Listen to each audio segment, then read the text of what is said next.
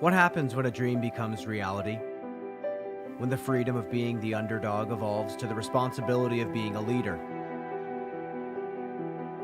When growth is no longer surprising? Success no longer the story? They're standards. So what now? Do you look behind you and long for simpler times? Or do you firmly grab the torch and accept the weight of being the one who defines what comes next?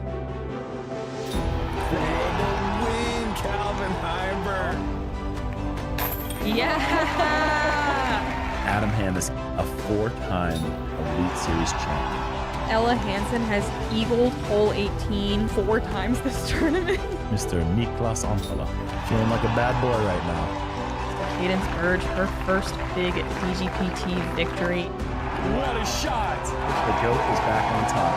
Here, in 2026 on the Disc Golf Pro Tour, there's a blank page waiting in the history books, and it just takes someone to pick up the pen and start to write. Join us as the story of this wonderful game continues to be written and the future continues to be defined, right here on the Disc Golf Network.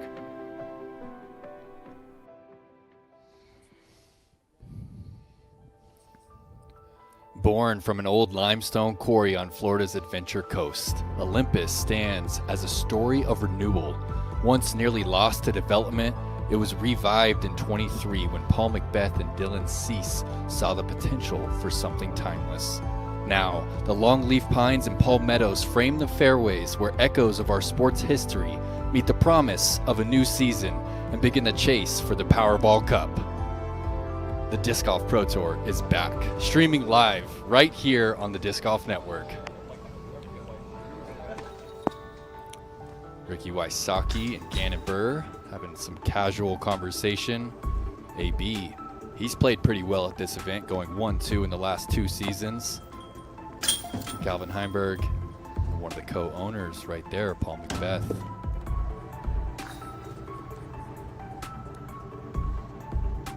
Defending champion Ezra Robinson. Honor to be here in the booth with you guys. I am Nate Perkins. I'm here with 3-time world champion Nate Doss and U.S. champion Nate Sexton. We might just have to stick with the surnames to keep things simple today, guys. How you feeling? I'm feeling good. Nate Cubed here for the start of 26. What a great opening by Brian, and what an exciting start to the season. I just love this course. So many challenges, and just absolutely picturesque. Yeah, perfect place to start our season. I'm excited that the Pro Tour is back for 2026, and I'm excited to see who's coming out in that midseason form already. Well, the big story of the day already, the sky has dumped out here in Florida. We had a lightning delay, but we're going to jump back, check out the conditions before the rain started. Here they are.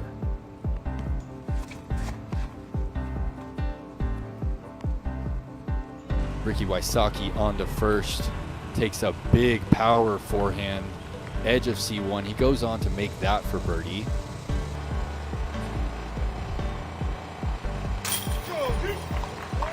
Does he really start his season off like that, guys? What a putt. Kidding me?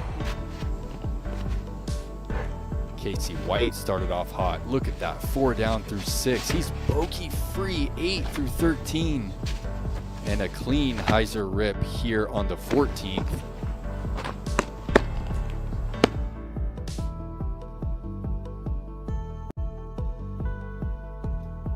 Casey White leads the pack, albeit he still has a lot of golf left, and it is still raining down there in Brooksville. Evan Smith and Paul Kranz are in the clubhouse with 7 unders. That has to feel good for them. Big advantage to the guys that have finished their rounds, because it's likely we won't complete the first round today. We'll see how timing goes, but you got some big names that are already at the top of the leaderboard and completed. Huge advantage.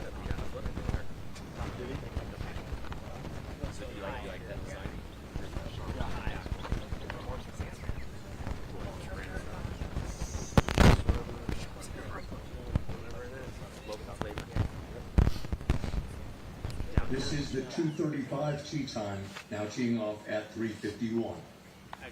This is our feature card. And teeing off first, he is the defending Supreme Flight Open champion from Lawrence Robinson.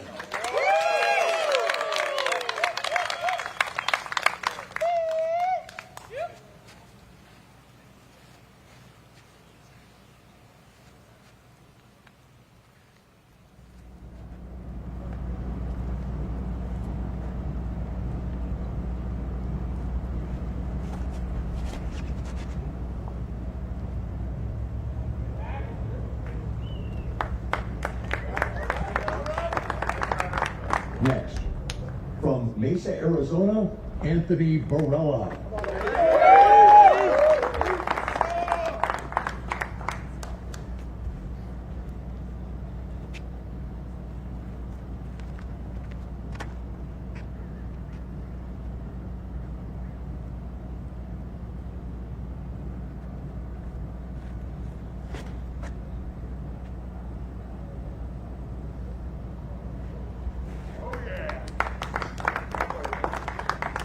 Then, he is the 6-time world champion from Huntington Beach, California, Paul Macbeth.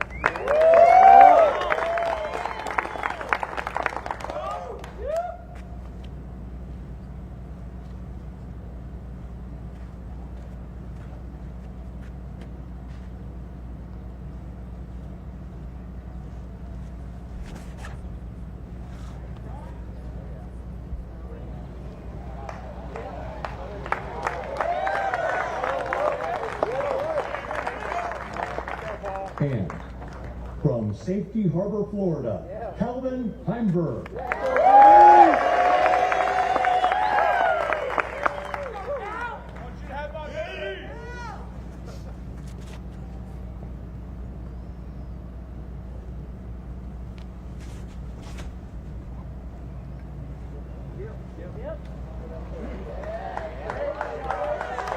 Likely to see quite a bit of that overstable eagle shot from Calvin Heimberg today. Paul Macbeth, through the retooling of his Zeus, it will henceforth be known as the Aries. This season delivers more live disc golf than ever.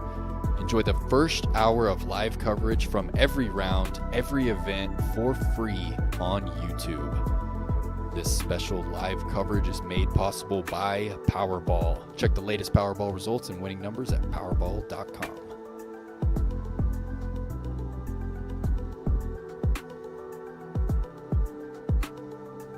Zeus 2.0? Or the Aries? I kind of like the Aries. Yeah, I think they both work out well. But I think this is pretty awesome too, because you get that first hour free, then you can jump over to the DGN app and you're going to get the entire first round free with DGN free. So get signed up, you can watch disc golf opening round, and if you want more, well, there's options too. Casey lining up the exaggerated flex forehand.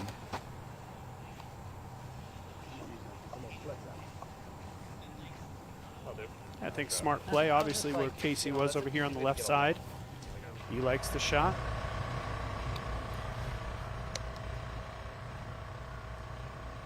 This is where Anthony ended up a little inside with the forehand, took the big skip. Looks like he's still got a decent line back up the hill.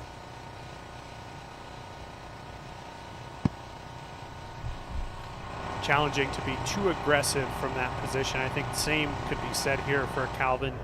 Behind the pin, a big slope, and a lot of foliage. Easy bogey if you go long and roll.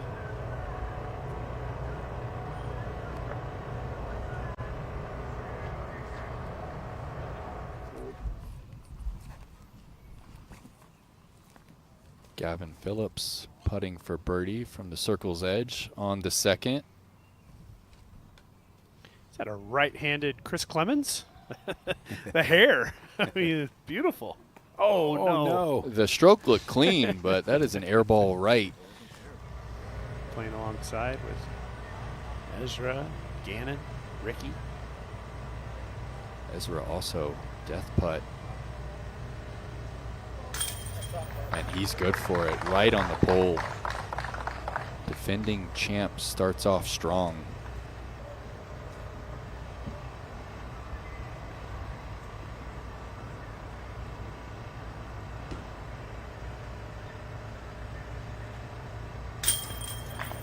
Bit of a bounce back there for Paul Macbeth compared to final round last year.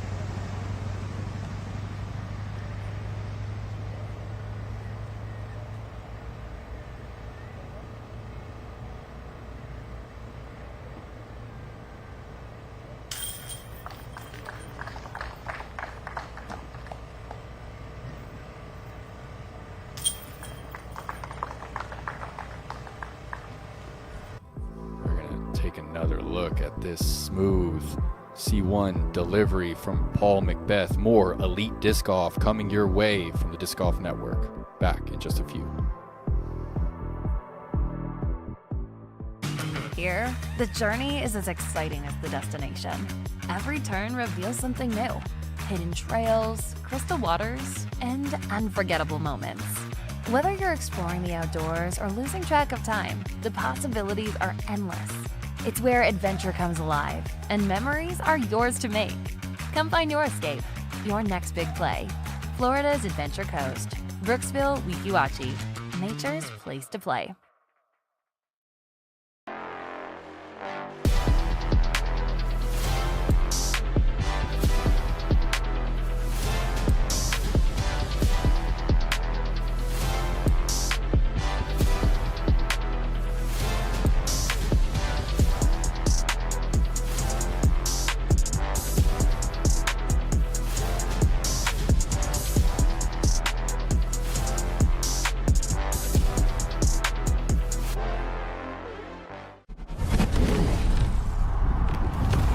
This game belongs to all of us.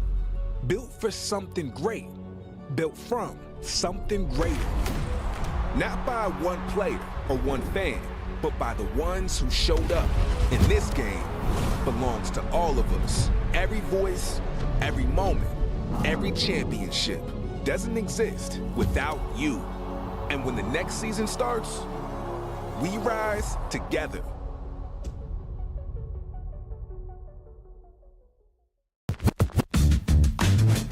It's more than a shave. It's the first thing people notice about you.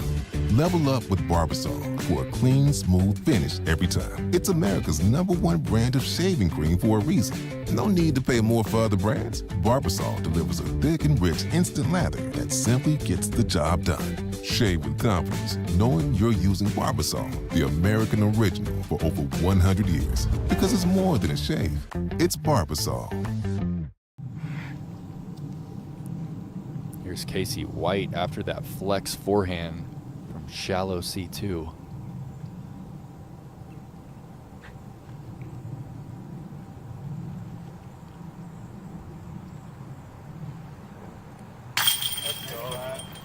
It's going to get him to 9 under par, bogey free.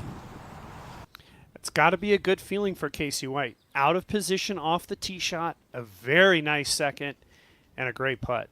Keep the good vibes going. He's cutting into a very difficult finishing stretch of this course. Fantastic pickup. Really played the hole well, and gosh, what a way to start your season. Casey White's shown us a few times that when he kind of gets in the mix, he has some staying power. He's not the type of player that wilts under pressure. I think he could be dangerous. Robinson on the second. Early out of the hand. Does it punch through? Fortunate rollout. Almost a best case result for how early that was contacting those left side branches.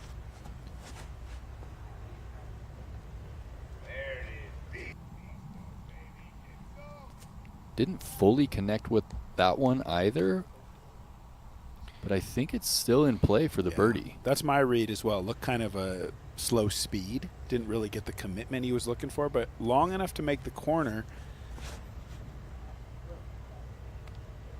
I think that's a really common miss, and I think we're seeing it again here when you are playing on wet tee pads, because just getting over that mental hurdle, trusting your footing and laying into those early shots in the round, it can be a bit of a struggle. This is a guy who we've known to be quite good at committing to his intention.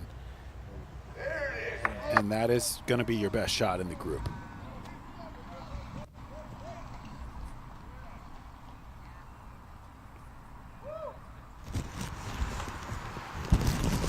White teeing off on the signature hole 15.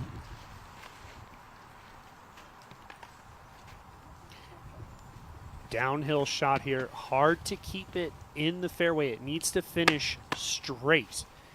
If you have too much stability, you can find that left side quite quick. Though you're at the top of a hill here and you want to put a lot of power into it, control is of top premium here. See him going to the towel on the tee pad to try to get a little bit more grip.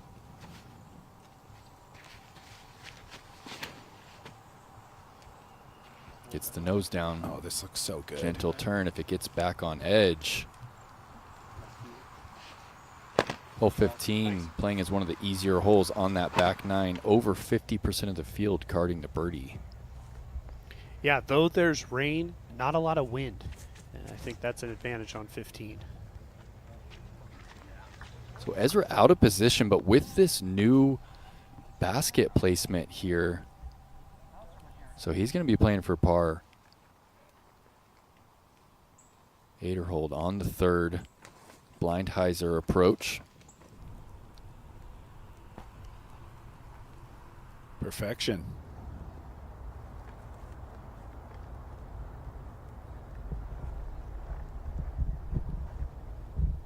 Max overstable venom here for AB. Really needs to crack this over with some angle.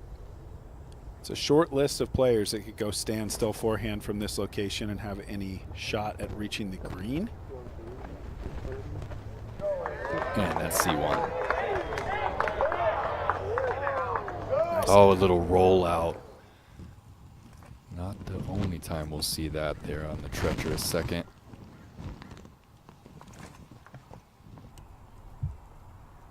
Gannon doing most of the work off the tee on 3. Yeah, you couldn't really set it in a better spot. Center of that road bed, well, maybe right here. Right here. But that's about as high up that hill as I've second, ever seen. Yeah. Those are some incredible drives. That's putting on the FPO basket. Yeah, and actually Ricky could see the top of the basket from his spot, so definitely great.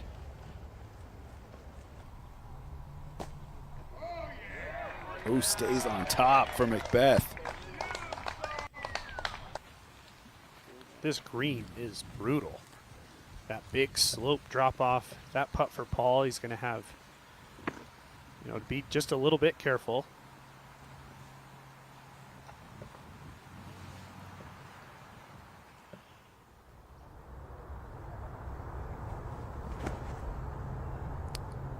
Calvin gets the liberty of going 9-speed here and doesn't commit, doesn't give it the height it needs. Yeah, straight into the ground, and on a wet grass day, especially when it didn't really work to its edge, just kind of buried there in the grass. Probably just pitching one up there for par.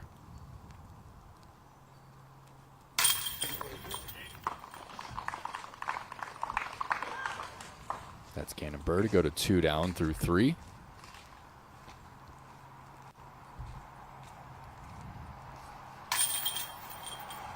Getting confirmation that was actually Ricky's 3rd shot. That makes a little sense, Sexton. Sometimes that provides me personal relief. Like he didn't just get to know all that the he way to the didn't top. somehow drive it to the top of the hill, doing things I just can't even understand. It does settle you a little to realize, okay, no, it wasn't all world. He must have gotten himself into a little bit of trouble off the tee.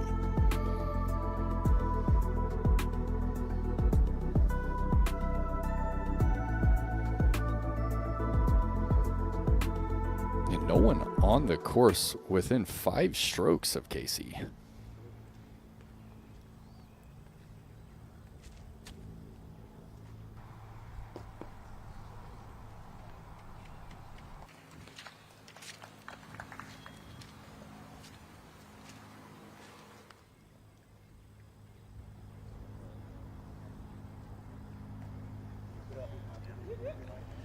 Great view there of that danger we were alluding to before.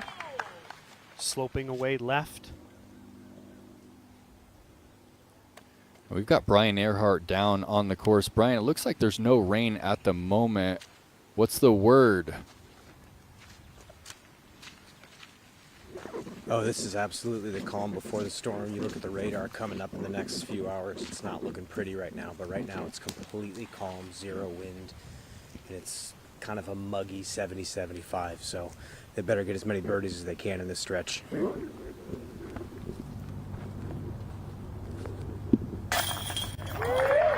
Macbeth got the memo. Grabs another birdie. Course owner, course designer, the GOAT. 2 for 2.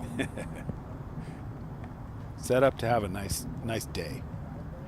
It's challenging ultimately to play a course that you've designed. We don't have many people that play courses that they own, but he has both of those. But last year, Paul did so well to get himself onto the lead card in the final round. You know, he struggled ultimately, but yeah, I mean, definitely you'd expect him to play well out here.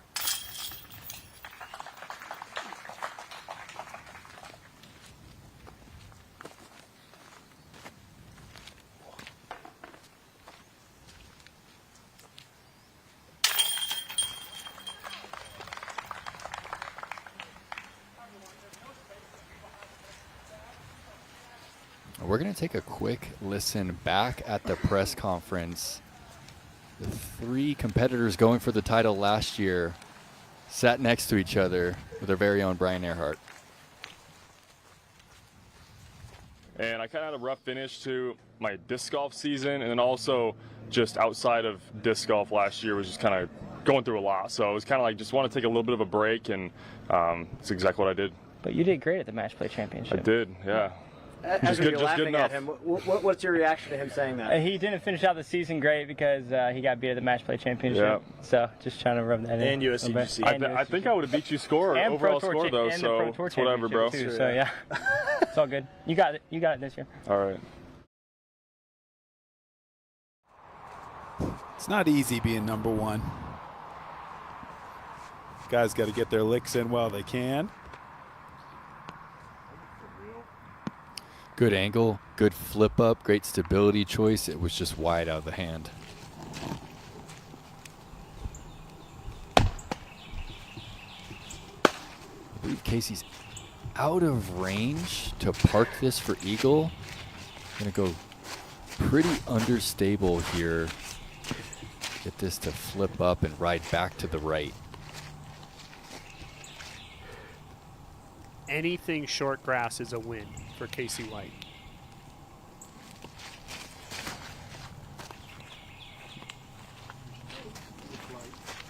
He's feeling crispy today. We haven't seen a bad shot yet. I think when you're having a round like Casey is, his drive being ever so slightly out of position and the dream of eagle dying can almost be a blessing in disguise. Takes a little pressure off, lets you play a shot that you're very, very likely to execute, and a birdie does so much for you. He's already leading the field. You could give away a birdie playing for eagle, potentially, if it's at the edge of your range. So I think mature play, smart play from Casey. And Macbeth a little tentative with that neutral Malta, and a little overcommitted from Robinson, but both get pretty decent kicks and keeps the birdie hopes alive.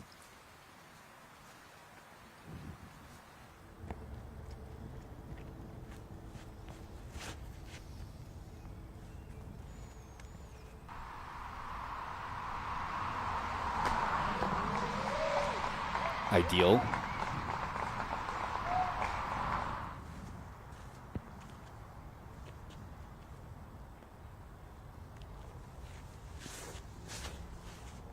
Calvin's more overstable rock 3. Looked a little tentative, and he knows it's inside. It's tough to scramble for the birdie from there.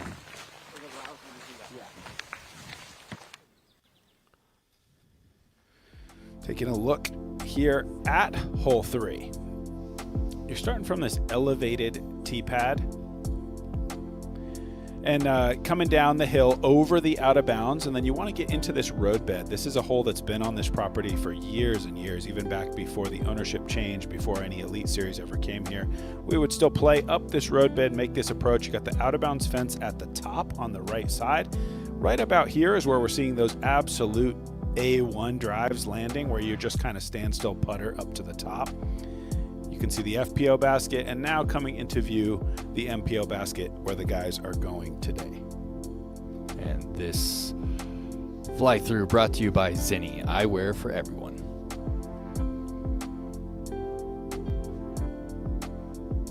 This one hasn't changed too much over the years. I was speaking with Paul Macbeth. He mentioned about taking the tee pad back, making the tee shot quite a bit more technical. He believes he's going to make that change for next season. Yeah, you would have to think that changing two helps with that, because the old basket used to be so close to that next tee. You didn't have much space to come back, so we're seeing some changes here that might affect changes next year as well. And what to do with this footing? You go patent pending and put the back foot up on the hill? That would be my first instinct. Look at how steep it is. This is a great view. The disc just hanging on some foliage here. I don't think he's going to do that. I think it's way too steep. I think he's going to have to put 1 foot down on the flat. We'll see if he can get it. Yeah, I mean, he could patent pend it for sure. And that's, this is what I was kind of hoping. there it is. Get this foot down on the flat. Basically throw from 1 foot. I mean, you have one behind the marker, but it's not carrying your body weight. The key for shots like this, in my view, is getting a nice brace through your core to throw it with your upper body a little bit more.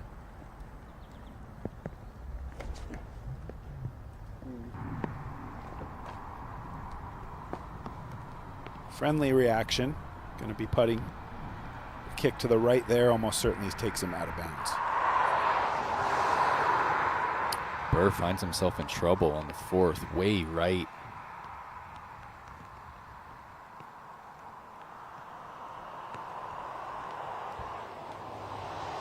And he finds a gap, and that oak keeps him back to the right side. That'll be a little tricky for the up and down. A little sharp from Macbeth.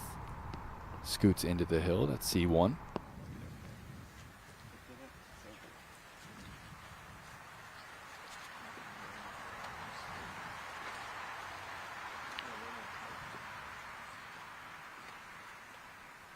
Very difficult spot to be overly aggressive. He's throwing directly at out of bounds here. I think that's really well done.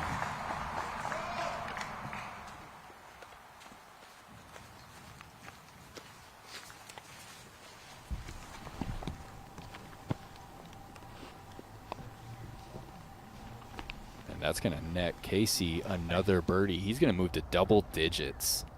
You cannot play that hole any better. To have a tap-in birdie, never out of the fairway. Great job by Casey, and the beauty from Barella.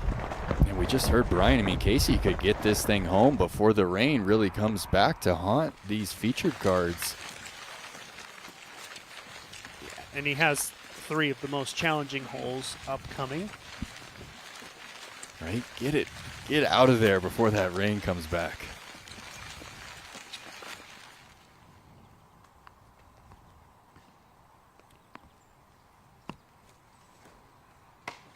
Oh, this is a nightmare.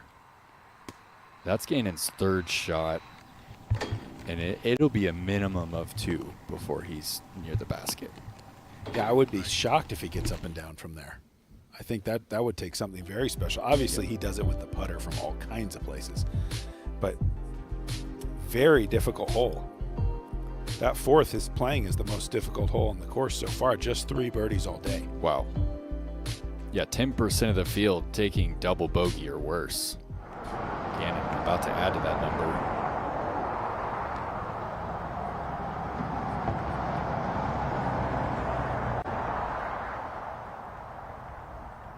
Robinson from 48 dries up just a bit short. And Calvin found the circle from inside left. It's a rare up and down.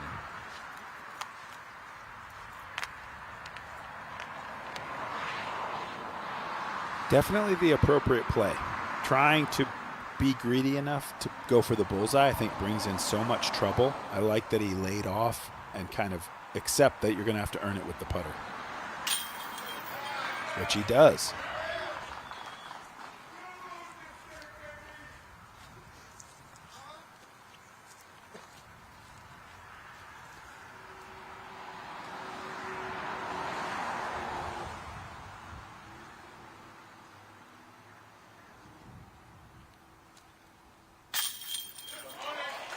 That's a turkey start for Paul Macbeth.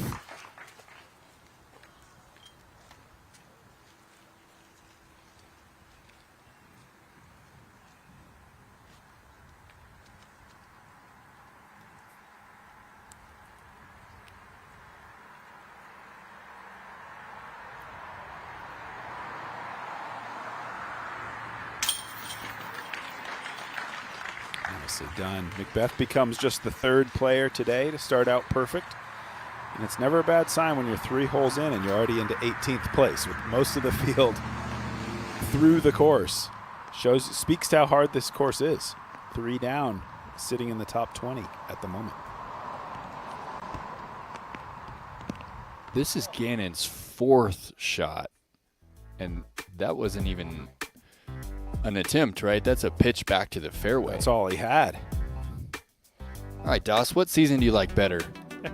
Well, we talked about it a little bit pre-show. Last year, winning that world championship, that was Gannon Buhr really getting over the hump in his career. That was something that had eluded him. But 2024, 7 wins, 2 majors. Look at the average cash finish. I have to go with 24 just from a pure statistical standpoint, but you can't overlook that world championship last year. And Gannett mentioned it himself. He finished a little bit slower last season than he would have liked to, of course. And 24, I just really felt was so impressive. Of course, the average rating was a little bit better last year. But at the end of the day, we're in the Ice Age. This is Gannon Buhr's era. That's where I come down on it. It feels like splitting hairs, choosing between the seasons. You know, all signs point to the start of an era. And he has set the standard that all of these other guys, Barella, Robinson, Ezra and Isaac, have had to try to come up and meet. And that's what great players do. And that will be a tap-in double bogey for Gannon.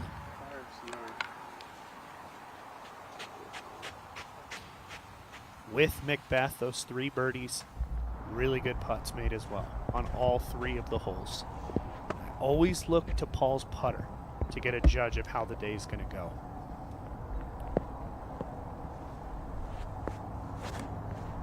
Paul's going slightly understable buzz here. Hit it on Heiser, but a little wide out of the hand.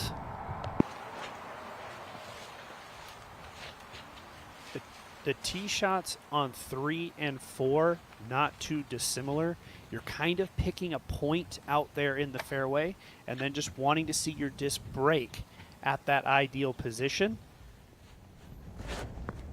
AB abandoning the over-the-top play we saw him attempt last year. This is Sagara up the middle, and that's a mind's eye shape. A little bit of Heiser, a little bit of flip up. And it was last year on this hole where AB's championship run was completely derailed. He took a triple bogey here in the final round.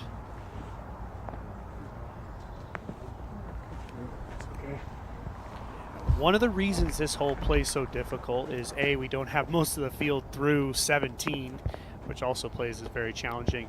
But it's when you get out of position, you have to make the smart play. You just got to play the hole for par or what you can get. This is what we're talking about with Ezra. He's going to have to be very careful of where he puts his next shot.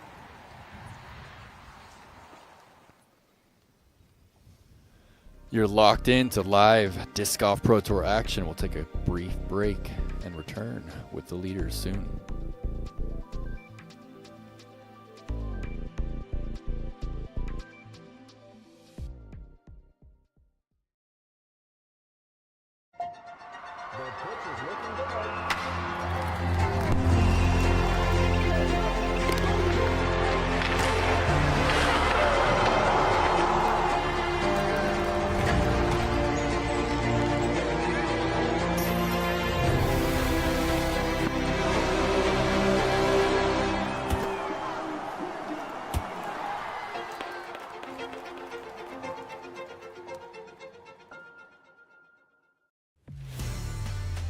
If you design, if you test, if you manufacture, there is only one technology partner you need. TriMech Group is the leading provider of design, engineering, and manufacturing solutions for thousands of companies across North America and Europe. Innovation starts here. TriMechGroup.com. For the past 15 years, we've learned through experience.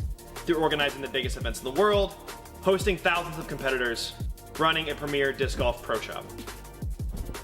Every decision is shaped by that experience. The events we run, the products we design, the moments we create.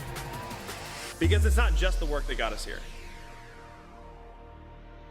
It's the experience.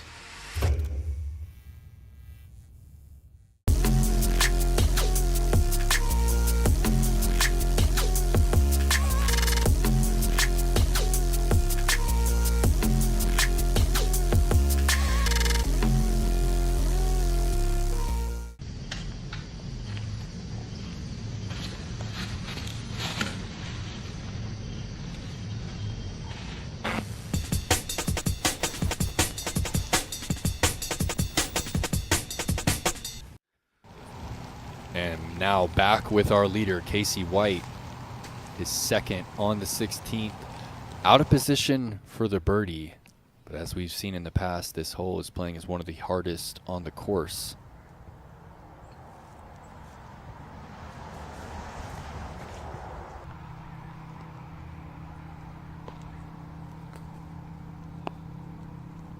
Wow. Did it go out of bounds? Just could not tell. Terrible reaction off the ground, off the stump. Yes.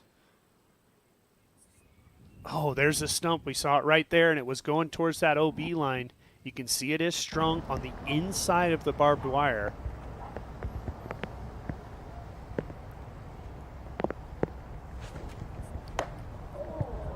That is catastrophic. So his disc was in the mud. He goes standstill, and it careens off the live oak directly out of bounds. Yeah, you could see he was right in that little hole, so he couldn't run up at all, had to go with the standstill footing. And it goes from bad to worse as it kicked over the fence line.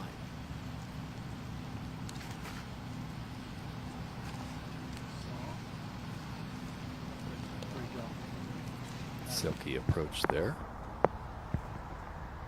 Maybe we just saw Gannon Burr in this spot, trying to draw it left on Annie. Get through some late sawgrass to find the circle.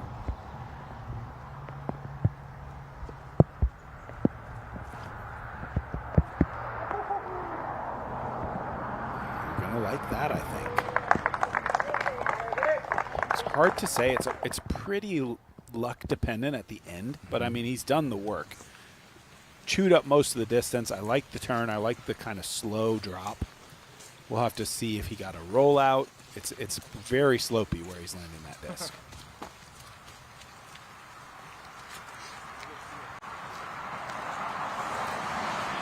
If Macbeth is, in fact, out of bounds, what are the chances that that stump survives to the morning? Considering he calls the shots out here. I got to think he's going to watch a replay, and the greenskeepers might be having a late night tonight. Get the Sawzall out, huh?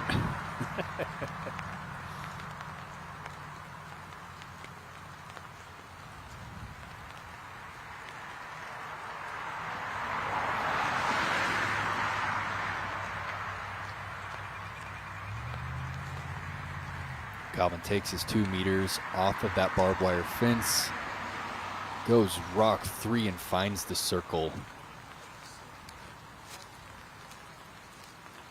We'll have that for the single bogey.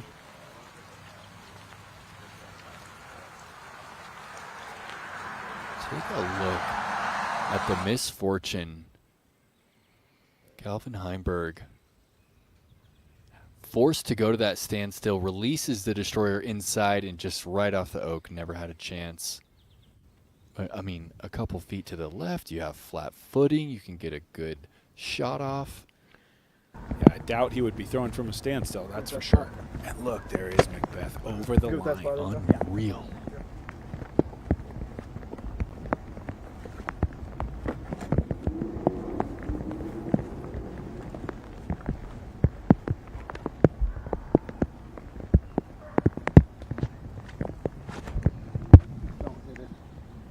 That's what you're worried about with this one, pushing a little long. It's a simple enough shot, but there's enough guardians here that if you hit them, you're headed to the fence on the roll. You could hear the anxiety in Macbeth's voice, even though he threw a perfect shot.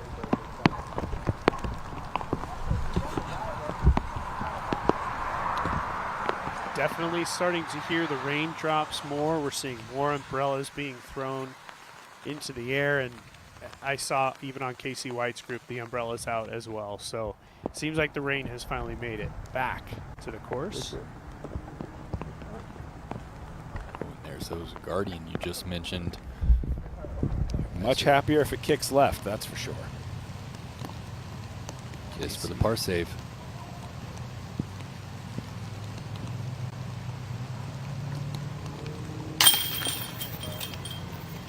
That's a big putt. Has to go to the knee, get under. It's not a huge distance, but you know it's all right in front of him. He knows that he's bogey free. He knows that he's got a substantial lead. So those take on a whole lot of different meaning when you have to make that kind of putt coming down the stretch. Really encouraged by what we've seen from Casey today. Well, he's going to head up the hill, and to remain bogey free, he's going to have to surpass, what is it, the hardest hole on the course today? 16 and 17 kind of go back and forth.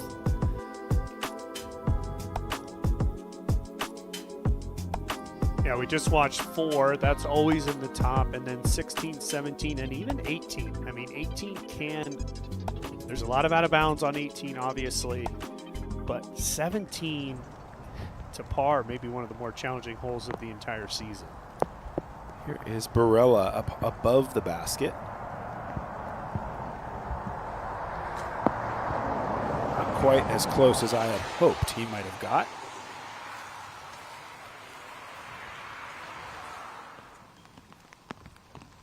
And we're talking about difficult holes. I think this one is also in contention.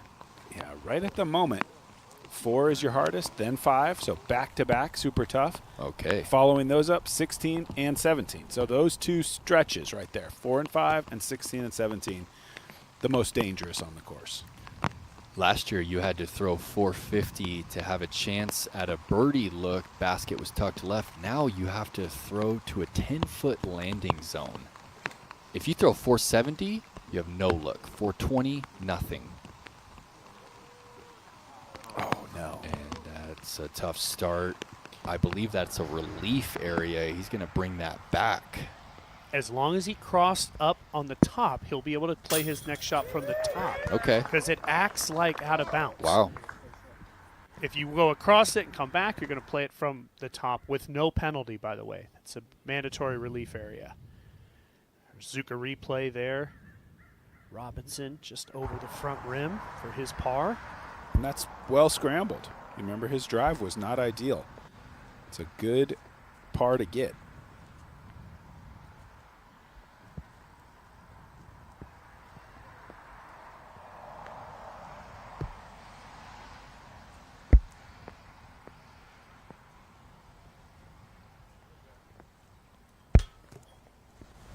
Double bogey for Heinberg.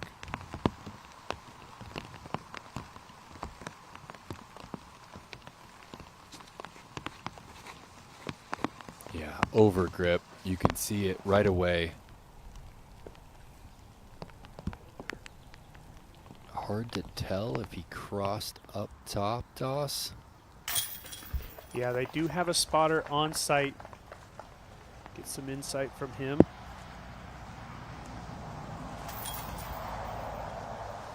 You walk away from hole 4 with a par, you are happy in any conditions.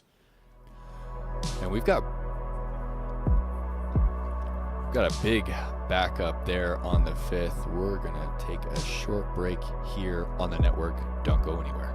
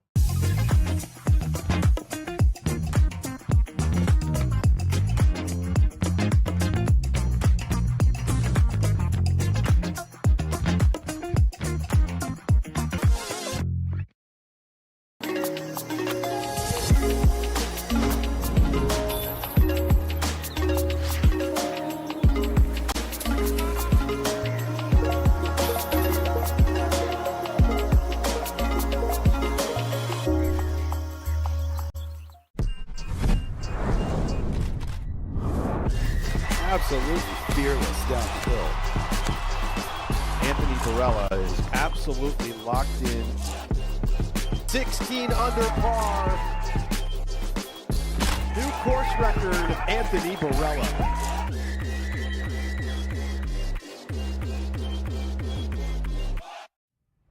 If you had just one throw to win, would you leave it to chance? At OTB, we make sure you never have to.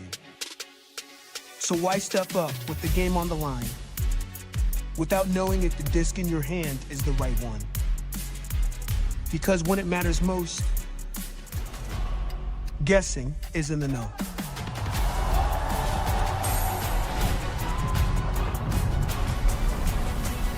Get the exact disc you need today at OTB.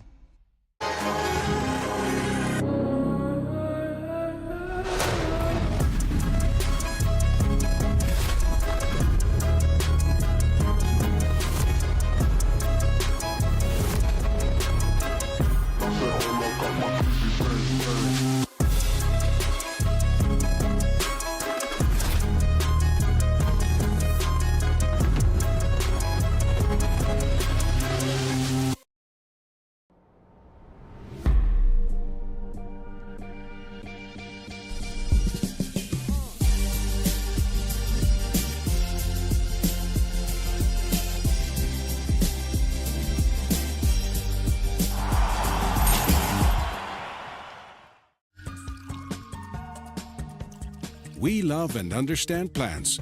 Let our passion excite you too.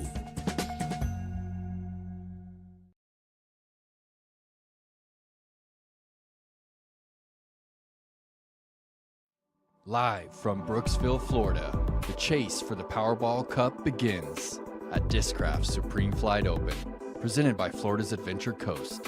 Discover nature's place to play.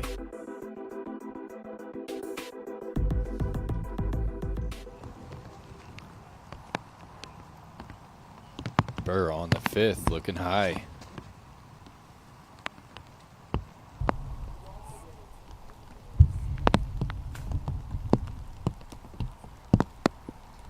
And it's our first look at the green. We'll have to wait and see just how obstructed that putt is.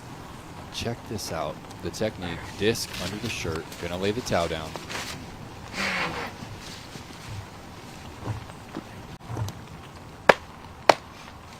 Very demanding drive here. He just needs, it needs to be a slow disc up over the rise, over the out of bounds, but then put the brakes on before you find the OB at the back edge. Explaining this tee shot's like explaining how pi is calculated. A lot of factors. Oh, and slow down. This could be perfect. Slow down. That's a green flag. That is as good as it really gets, and that's why this hole is so difficult. The pride of Massachusetts, Casey White. Best finish, 12th at Champions Cup. Will we go back, was it 2 years ago when Casey was dominating the Champions Cup at Northwood Black before the blister came off his finger? Yes. Adverse conditions in that tournament as well, where they had to come back and finish the next morning quite early. And yeah, the blister got to Casey White. And honestly, that was his best finish. We're talking about a 12th place. It's shocking to see that from Casey, considering how much we see him, and he's made the Tour Championship the last couple of years. Casey definitely on the rise. This could be the week. He's certainly starting off hot. Obviously, we've spent a lot of time with Casey White over the years. So, such an infectious and excitement for the game of disc golf. It'd be great to see him contend. We're watching some shots here on the 5th. Gavin Phillips second over the top. It seems like the over the top play might be more relevant than we initially. I think that was Aderhold we saw now to Phillips. You can see the top of the bat. Wow. Wow. Snuck it through. There it is on the inside.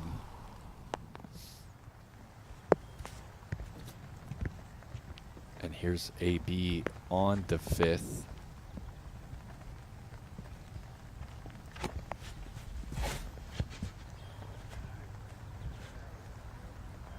tipped it. And I'm going to send it down to Brian Earhart. Brian, what are your notes from the new hole number 5? Oh man, I spent a lot of time out here the other day, just walking and trying to find all the spots you can potentially get up and down for a birdie on, and it feels so divided. I talked to a lot of pros here, and they said, yeah, I really like this hole. I like the change. There's a lot of ways to get a birdie.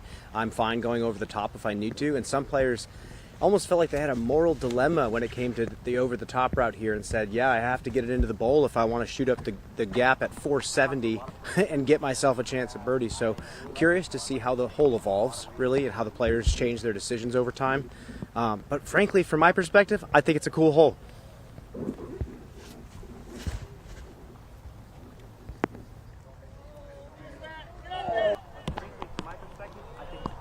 Does this reach the bowl? Almost. That's in play. Yeah, I have to get it into the bowl if I want to shoot up the gap at 470 and get myself a chance.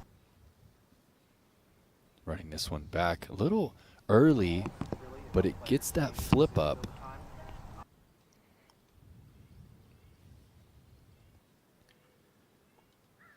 It's short of ideal, just barely, but I could see potentially a little forehand. Anheuser from there, if he's got the footing, maybe has room to sneak the backhand putter as well.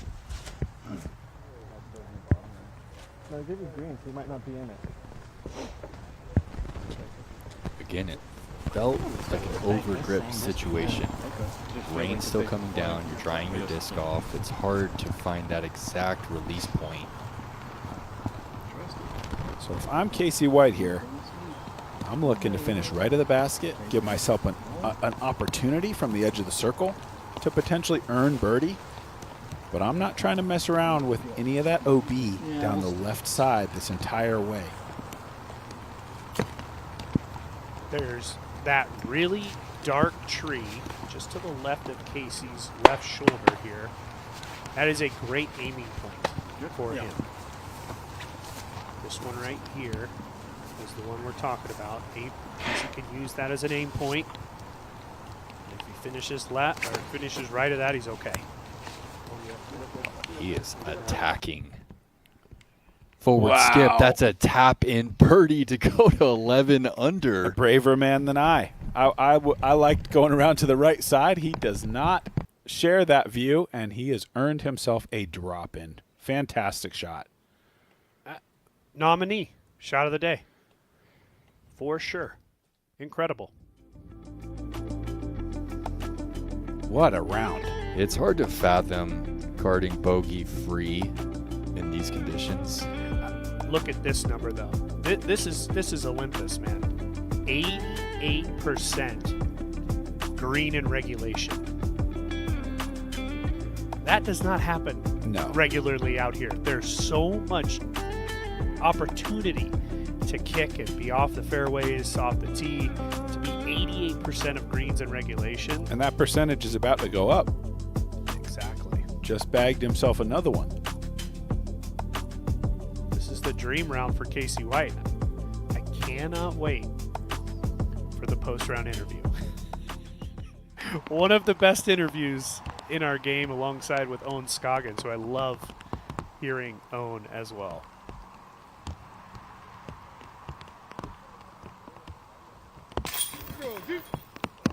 Gannon's going to find birdie. Into the relief and then up and over the top. Scramble putt. This is the dilemma that Brian's talking about, is when the players are back by that relief area, playing over the top. And we just saw it works. Now we're talking about the relief area working in the opposite favor for Calvin, although he ended up in it, which is an impossible stance. That's why they have this relief area. It's extremely steep. But because he did not cross at the top of the hill on the other side of the relief area, he had to take it last place in bounds at his first available stance within a meter. And that's where he has to play from.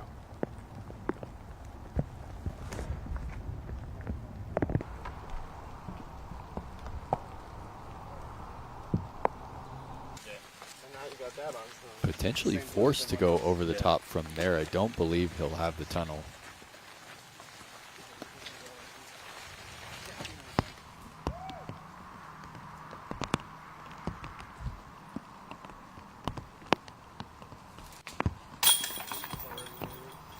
Rick to save par. It might feel slow, but 1 down through 5 is not the worst start.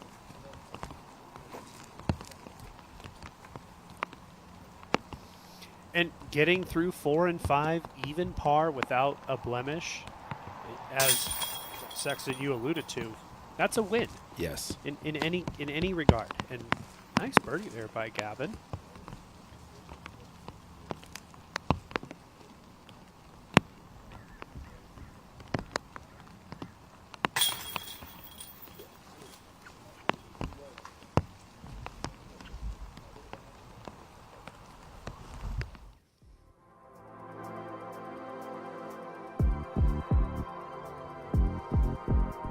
Hamas starting to make a move.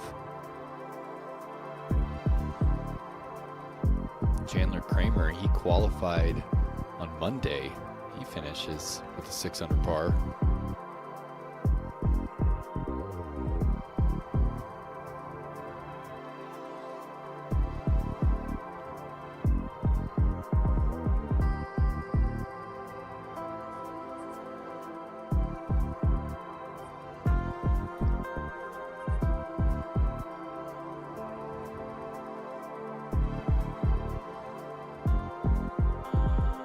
Another player on the course remains bogey-free. That's Adam Hemis. He just carded a birdie on the 13th, his second turkey of the day. 100% from C1X and 50% from C2.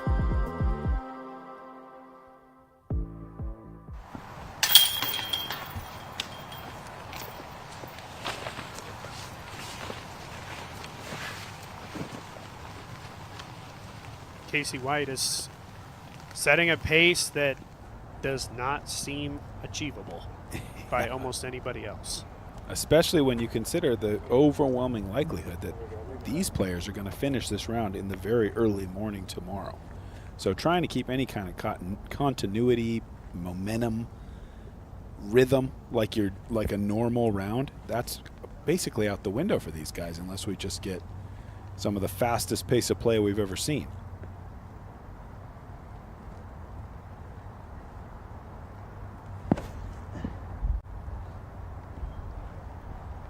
Another towering driver. Yeah, it should be. And another obstructed putt up the hill on 5. It's hard to really map this one out and to really see where they're trying to get to. Yeah, this camera view gives you a little indication of where that bowl that we were calling is.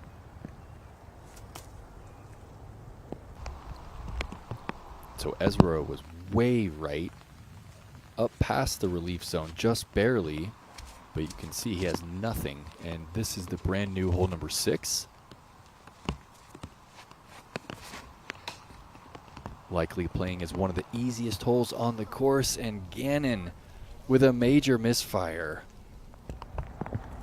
Jose Bells are not playing as out of bounds today.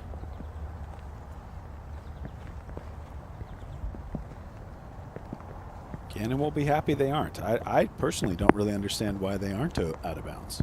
Right, but ace run, but it's an island. Yeah, but he should be able to scramble par. But that was a nice shot right there. That was a major timing issue to come out that late. That gap, not all that intimidating.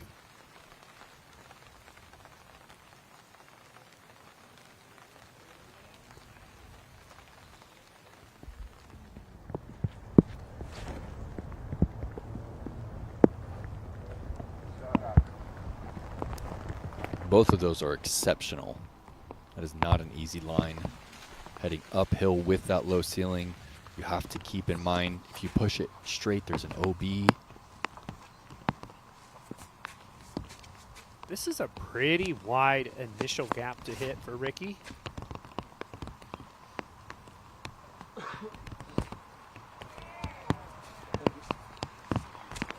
And basically the one place that you kind of don't want to land is right behind that sawgrass and tree. They'll have an obstructed putt. So here's the drive of Macbeth. This is what I was thinking he might have to go with. Not enough room to fit the backhand hyzer, but this should be perfect. Yes, very well done. You take out the stump kick on the fourth, really hasn't thrown a bad shot. Agreed. This man certainly hasn't thrown a bad shot.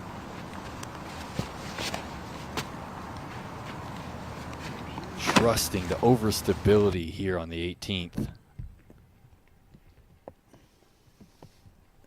It's a little further back than you would like. Ideally, you want to push that forehand up the inside lane.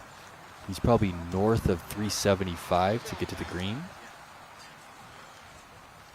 Certainly decision time, whether you're going to attack from there or whether you're going to play a chip and make what should be a very simple par if you did elect to play short.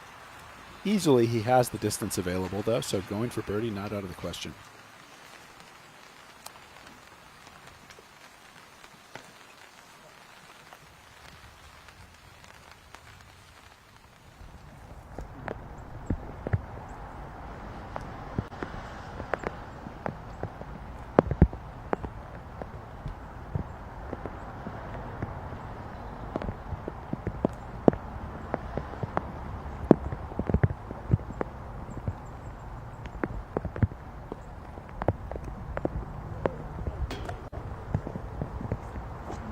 Brian Earhart, if you are down there, can you kind of give us some context for how much power it really took for AB to get up and over the top from his position?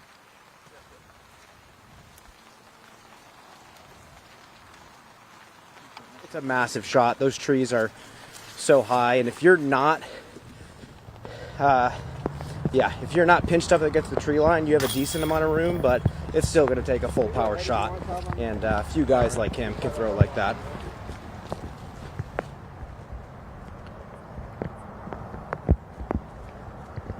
Notice how close the out of bounds line is. Yes, on the right, from the player's perspective, when you're in that perfect landing zone. And the angle that Barella was putting from, directly towards that out of bounds.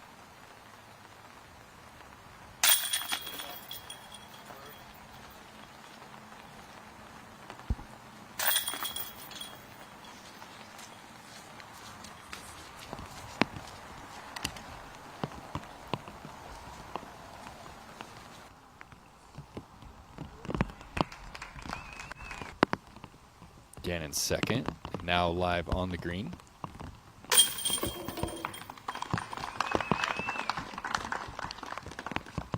More than likely, won't play the hole like that again. And this sawgrass is closer than it looks, and so it is obstructed for Ricky, but very makeable, just about 15 feet.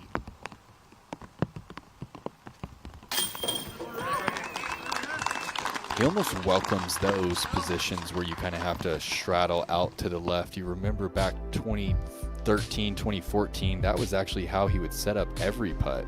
Yeah, in a straddle position. Joey Buckets making his move late. He's heading into that tough stretch, 16 and 17.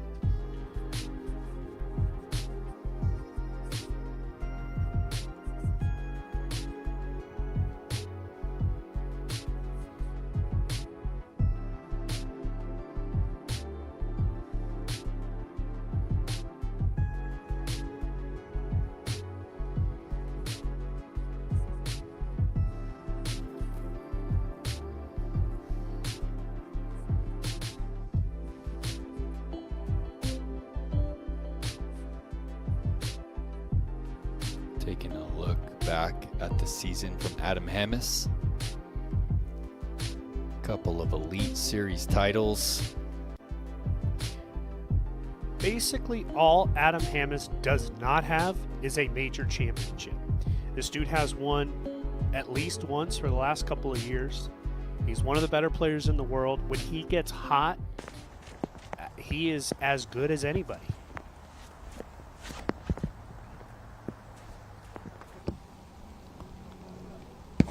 stay up? Not quite. 45 feet. We were wondering how much the hay bales would come into effect, and we just saw them come into play right there. You gotta get it just up and over them. I think just over the top of those is ideal. Both AB and Paul flexing through the gap. It looks a little offset. Perhaps it makes it feel bigger in their minds. Once you beat these trees on the right, it's just open air. Let the disc do the rest of the work.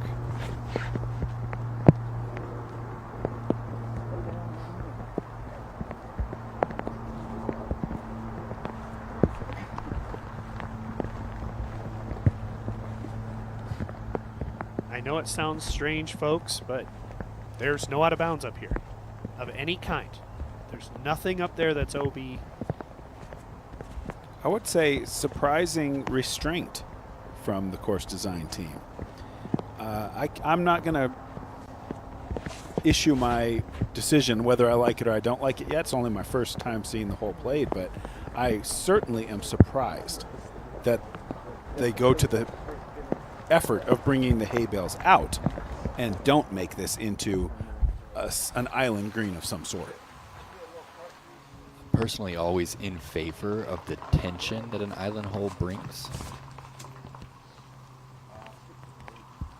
Rick looking for a bit more flip up.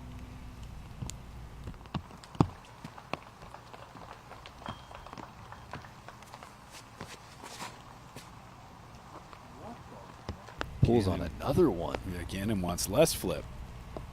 Starting to roll. All right, looks like a go. The angle is nice. Is it too much turn? It looks to be.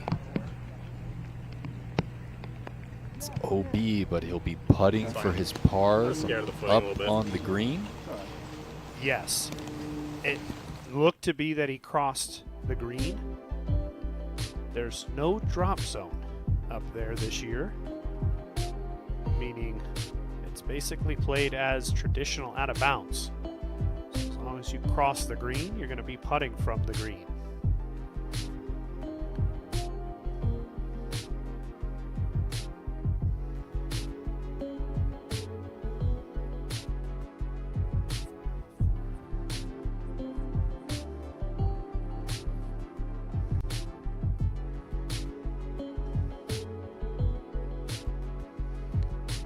What a number 11 would be if Casey White can make good from the edge of the circle. Looking at this leaderboard, a very, very special round he's played today.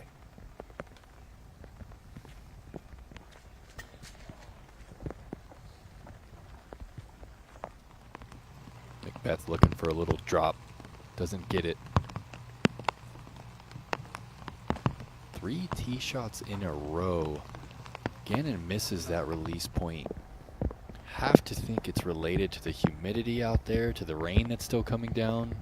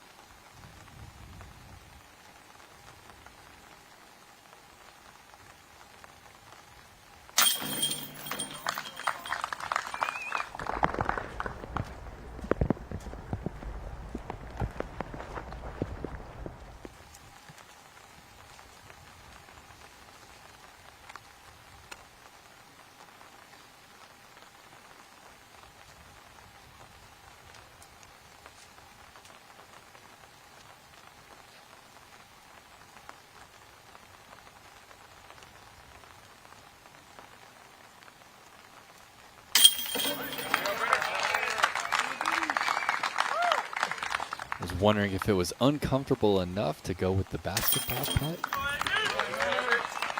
I think a few of our fans might have been wondering the same. It seems that that puff of sawgrass is going to be manageable, I think, by most of the players, unless you're dead behind it on line with the pin. Other than that, it seems like a very manageable distraction. So after Casey takes his meter. And a great view of how far he is outside the circle. I would say about 1.5 meters.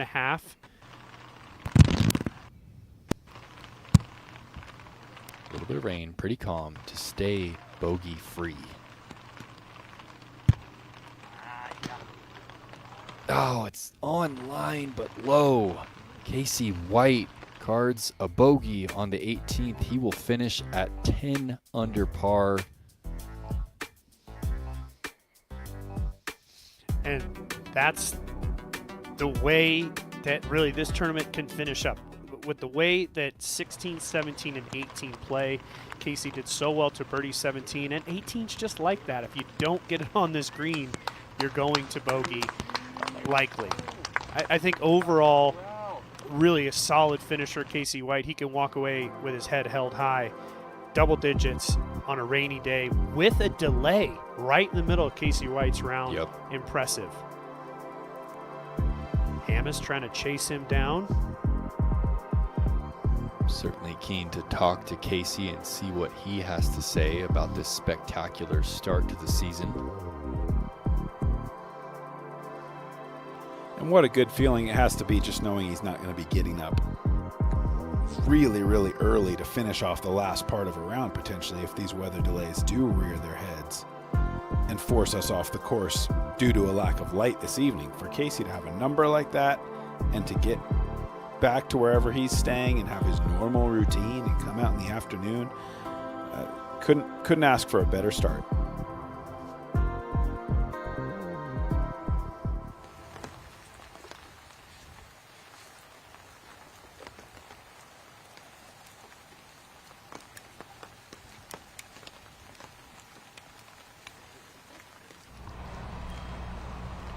Hole 7, 362 feet. You can see the green sloping from the players left to right. The players are going to try to want to finish on the left side of this tree down the middle and allow that slope to just kind of drag it towards the pin.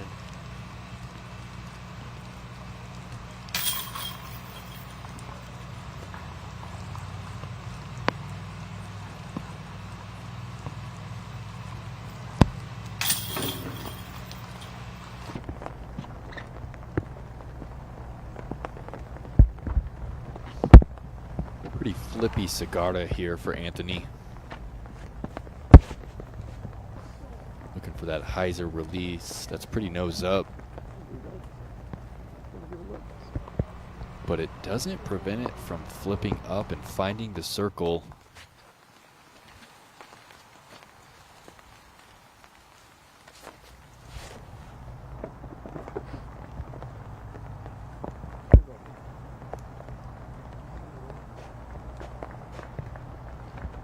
Obstructed putt for Robinson coming up. Yeah, 7's really a tactic of just allowing that slope to do a lot of the work. If you can pitch into that slope a little flatter than those last two, it can drag to the right. This is way right. Gets through nicely, though. That's not as bad and not as short as we saw from Burr.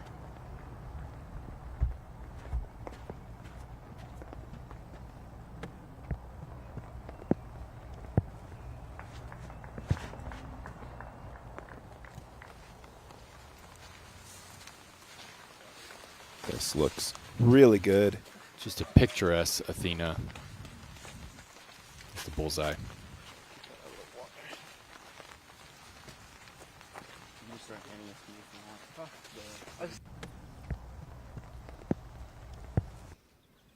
One shot replay. Paul Macbeth. Classic. Bent knee. And that brace leg. Perfect stability, good forward skip. Cruise up into the circle. Paul threw that so well that he didn't even need to use the side slope at all. I like chalk on my hands. Yeah. Use code DGPT for 25% off at One Shot.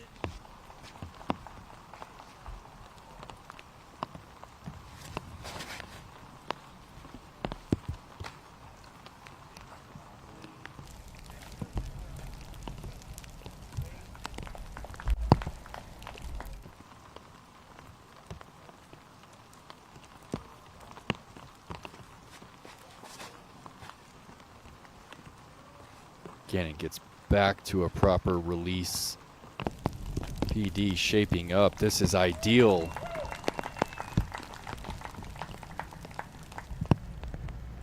It's a nice way to get back on the birdie train. Beautiful shape. That's a good birdie on 8. That big turnover. Got to be a little defensive here for Calvin.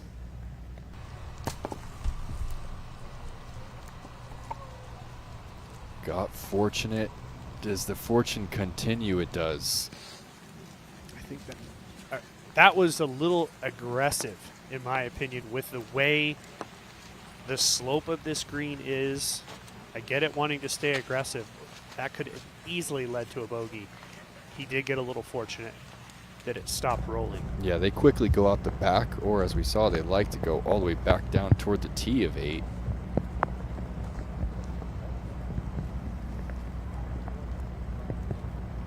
Tough look, it's makeable. Ezra, so talented at getting the nose up from these positions to allow it to float.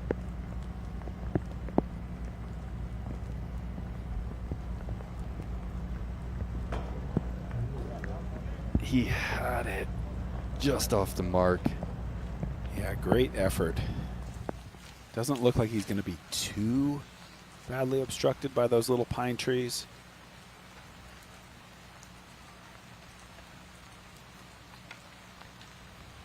Critical putt here for Barella. He has not made a putt of much significance. This is a chance for him to see one go in from the edge of the circle.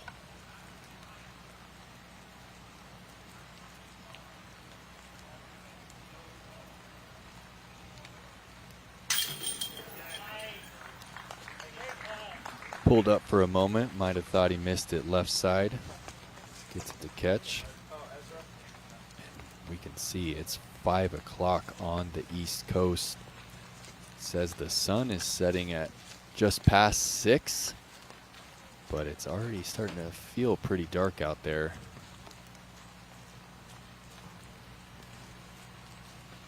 I haven't seen the sun since early this morning.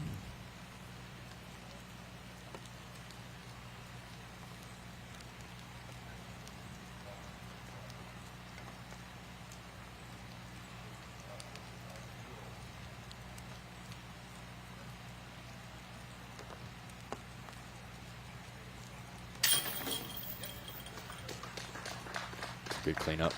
I had a little hope that we could get a full round in, and now certainly no hope. We're potentially going to have 5-6 holes left for tomorrow. The way that the last 4 holes play with a par 5 and 3 extremely challenging par 4s, there's no chance. And I think as the players, in their minds, they know that. And so there's no reason to rush right now. Take your time, play your game. You're coming out tomorrow morning early. Let's take a look at hole 8 here, Sexton. Yeah, big right drifting shot. You see a lot of players go with that big turnover. The elite forehand power players have that option, but at 445, it's a big ask to try to get around this tree's branches and then dive it down to the right. If we could ever get under these sun flares, we'll see the basket, and there we go. MPO pin tucked way back up the hill, a little bit of a flat spot to collect the disc, at least on your approach shot, but it's a well-earned birdie. That fly through brought to you by Zinni, eyewear for everyone. Top 5 hole for me on this course. I love hole 8. Love the challenge of it. I love the fact that the players can go with the forehand or the backhand. And it's just impressive when you see this hole in person. Yep, it really hasn't changed since the first time I watched the first throw down the mountain years ago, and Gannon really painted that backhand line beautifully.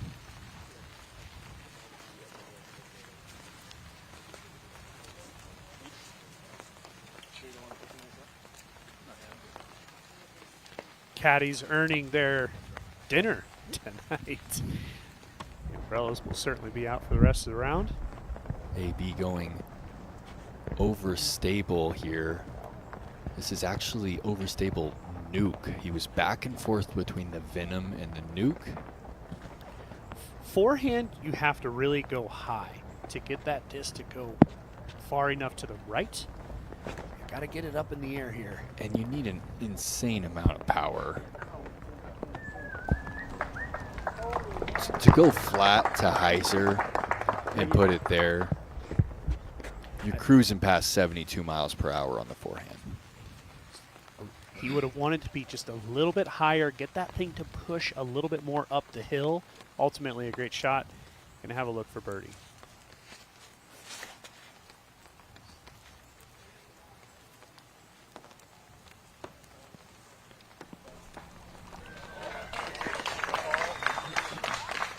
Beth going to follow in Burr's footsteps. The backhand has a little better chance to fight up the hill as it starts to flex out. Landing flat, it can push up that hill late. Still a little bit more height. Height. I always mess that word up. Get it up in the air. And that's going to be left in the deep woods. There's some tricky spots in there. We'll have to wait and see just how hard he has to work.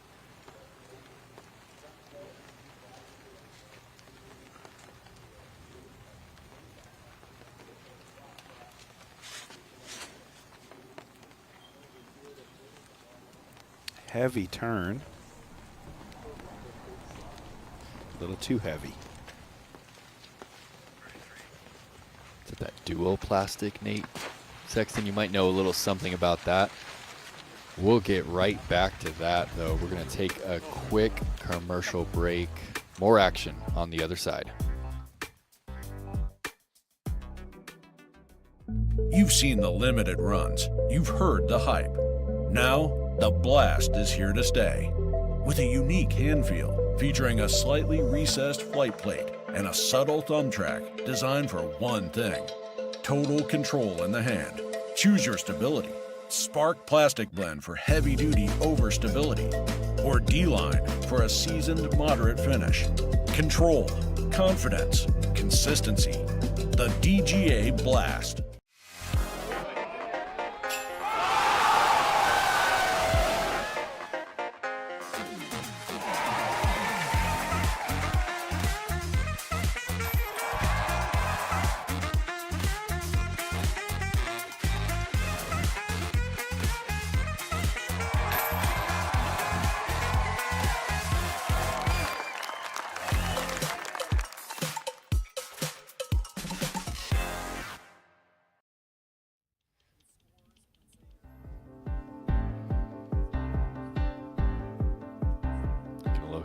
Scores.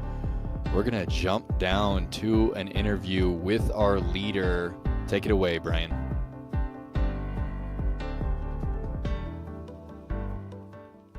Casey White joins us in the clubhouse. First interview in the MPO division of the 2026 season. You shot 10 down out there.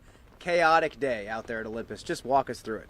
Yeah, I mean, I started at noon and had a clean start. I think I was 3 or 4 down when the delay happened. I was on hole 7. I had just thrown a tee shot on 7 where I couldn't even see the basket. So I was very happy that the delay came. And honestly, I was expecting more delays as the day went on and heavy rain to come back, and it kind of never did. And I just treated every hole without that like a gift. I finally caught up to you on hole 18. You let go of the tee shot. You pulled the Michael Johansson. You stopped watching it fly because you knew it was so good. And then you told me a lot of your shots felt like that today. What does that feel like? I mean, I think it mostly comes from I'm being respectful to collect all my things because I don't need to watch my disc. It's going to land where I need it to. And I put a towel down on basically every single tee pad since hole 4. So that was part of my routine. It was throw the shot, see that it's good, pick up the towel, get out of the way for the next guy. And, you know, it's more like mostly just like a staying calm type of like routine. With all the rain that you guys had to deal with, how did you stay calm out there? Like I said, just treating every shot or hole or whatever it was without the downpouring rain and without a horn blowing as a gift, and just taking it shot by shot. And also telling my caddy before the round even started that, like, I'm going to lay up shots, like lay up putts if I don't want them. If I am going to get bogeys today, it's going to be throwing. I'm not going to get them from putting. You got the birdie on 5 today. It's a very discussed hole, very challenging par 4, hard change to the shot. How did you play that one? So that was actually right at like when the rain really started coming down. and I pulled my tee shot just a little bit right, so I was outside the right tree, but it got over the sawgrass and was like a long shot from the landing zone, but I still had it framed up perfect and just played a bump and run with an approach disc over the hill and basically parked it. You were laughing as you showed me your new PDGA picture sitting at first place at this Elite Series event. What's the significance of the change there? Yeah, so in 2025, I took dead last in the Disc Golf Pro Tour Fantasy Football League, and the rule for dead last was the league got to choose the loser's profile picture on PDGA up until draft day. So all year long, I have the photo selected of me from when I was 14 years old making a stupid face, and I made a post yesterday saying you all think this is real funny until that name's above yours on a leaderboard. So it was just kind of like a perfect scenario, and I just got a real chuckle out of it. Well, Casey, you avoided the worst of the storm, it feels like. Congratulations, great round today. We'll see you out there tomorrow. Thanks, Brian.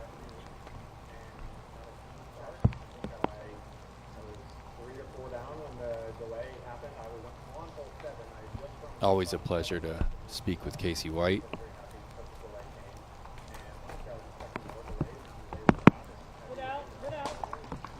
Ezra makes quick work over there from the rough.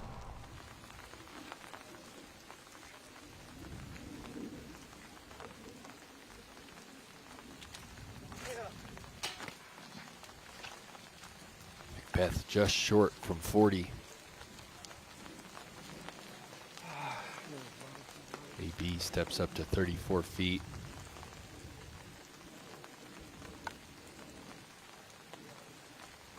It's like just enough rain to be annoying on the top of the flight plate.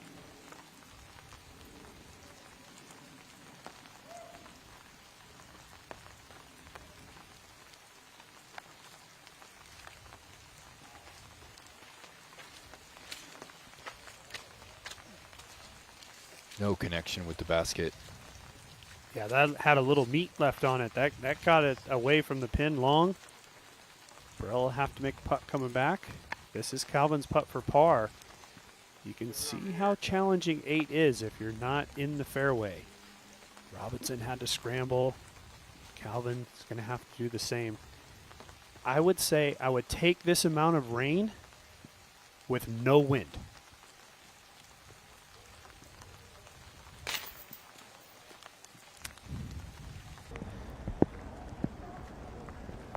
Just barely too low for Calvin.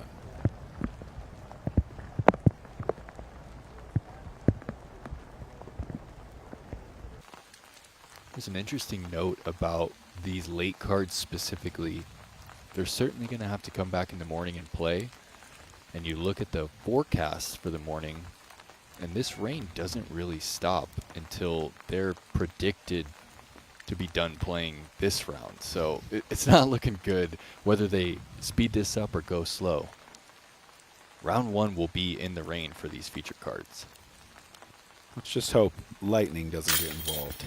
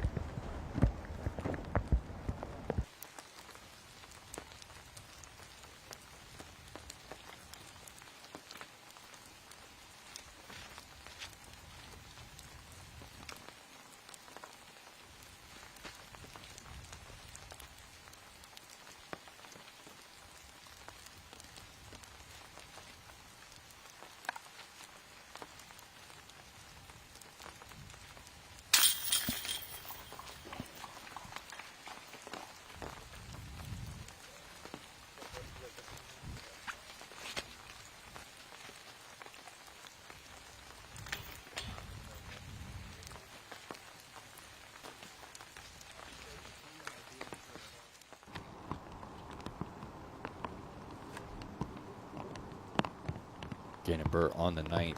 You need at least 450. Has to be one of the signature holes on this property. Looks like enough length.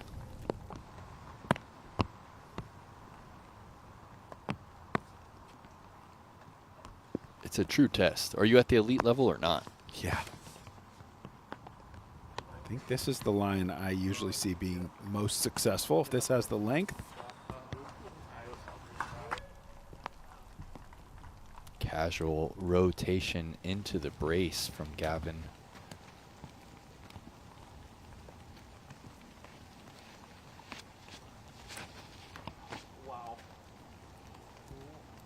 And I only wrecked Adam. Oh fuck. Oh, Yeah, it's right there. Really? Yeah. Okay. Yeah, you might go. Get a lottery ticket. That kick was incredible. It certainly first was. available to get that far up the fairway. Huge. That was amazing. You were right. Sexton Bird did get up top over here in the sawgrass.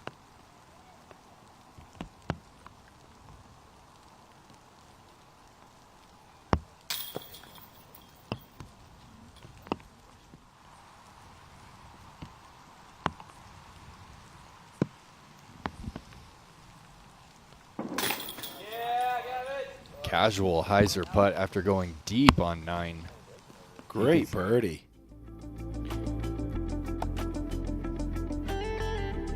Chance to look at hole 9. Going over this valley, I mean, I can't think of another hole really that I've ever seen that's asking for this kind of a distance carry.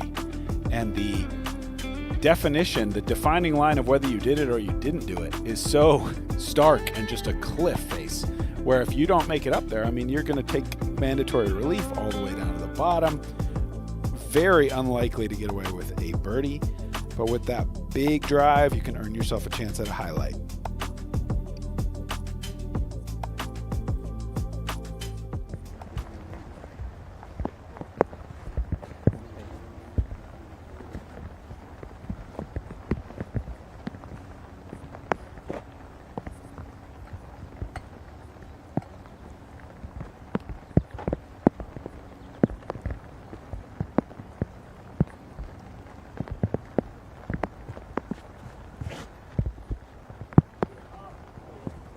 AB taking a significantly different approach to the front of that tee pad. And you just mentioned it, Sexton. Stark reminder that you did not have enough distance on it. You were down the cliff. Anthony's one of the few guys that doesn't really need height or glide to make this carry, so you see him take a little bit different line.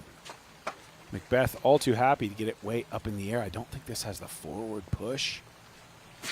But we kind of see Anthony going like laser pointer straight, just trying to get across and let the hill kind of, the green sort of eat the speed.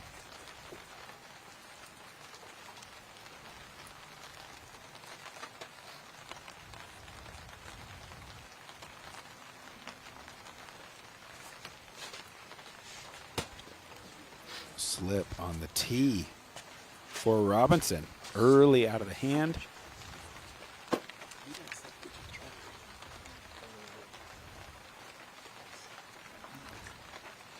Disc Golf Pro Tour Trivia presented by Slot Shot.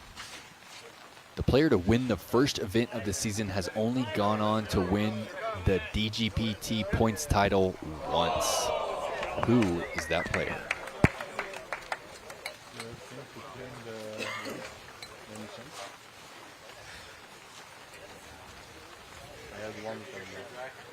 My shirt?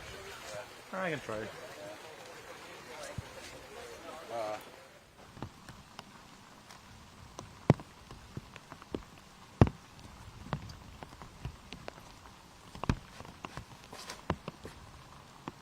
Again, on the 10th, good release, but it just drifts a little too much right. It is a test of mental fortitude out there. Hard to get the grip. It's hard to trust your feet. All that more impressive with what Casey White was able to do. Just one bogey out here. And like I said, being green in regulation about 85% of the time in good conditions would be impressive out here. Now look at how far Hammes got up. He hit one of the first available trees, took this massive kick, and with his forehand, he can get to the pin here. Got to do a little flex.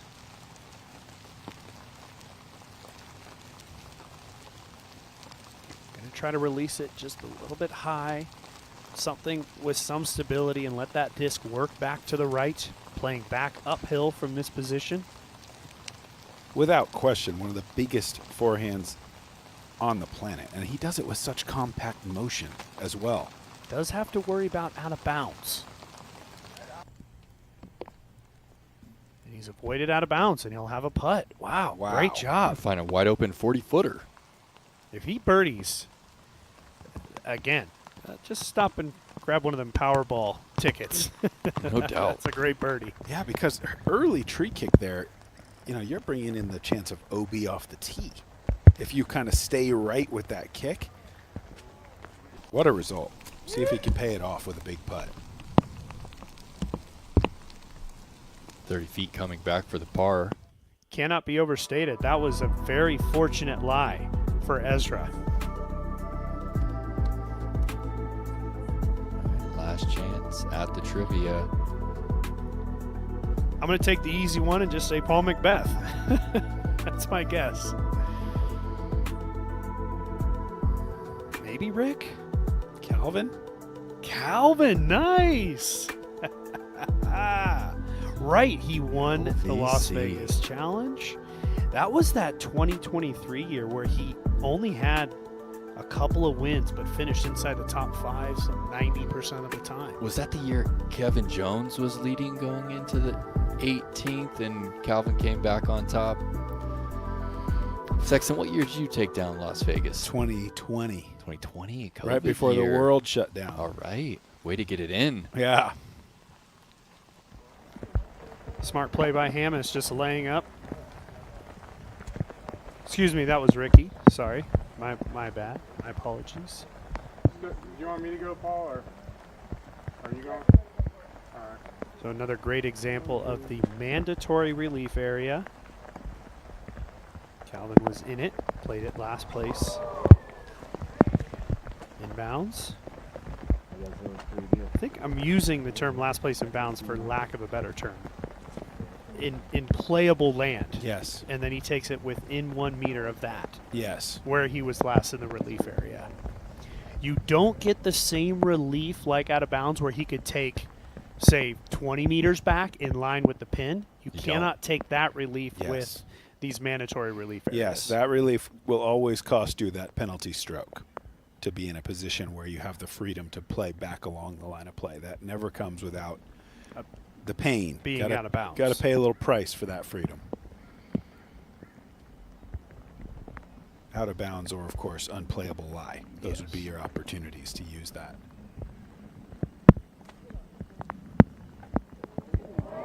Just barely climbs up and over the hill.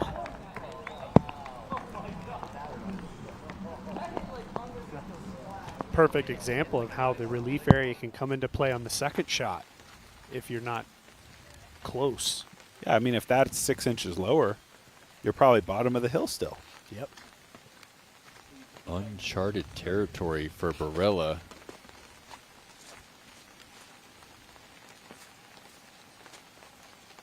Remember the highlight last year, Anthony connecting from the bottom of the hill. I don't think this is quite as simple as that one.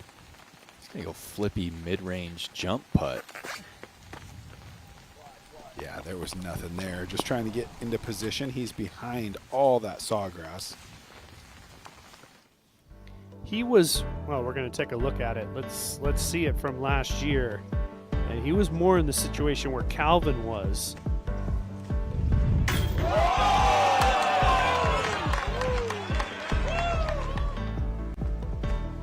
That's what you're hoping to see. If you get a ticket to come out and watch the Pro Tour, treat it to a highlight that they won't soon forget. Blind down the bottom of a 40-foot cliff and still able to connect. And just the likelihood of it going in, he had no point of reference. He's just tossing it up there, and the basket happened to get in the way.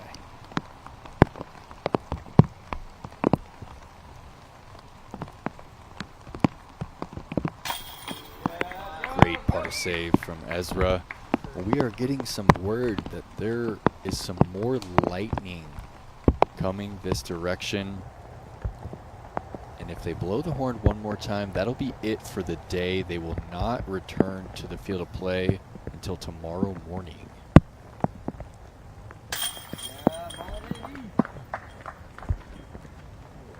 Good cleanup by AB.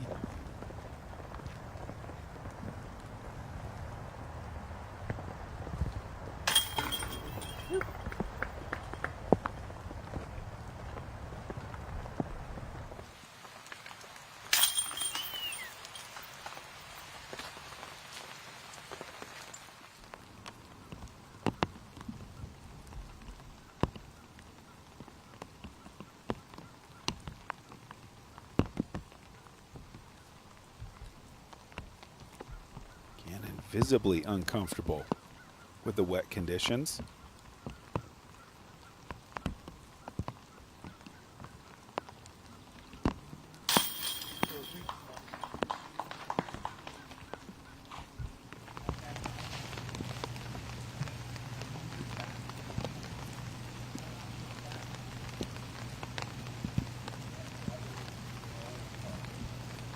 This to move into solo second from 40 feet.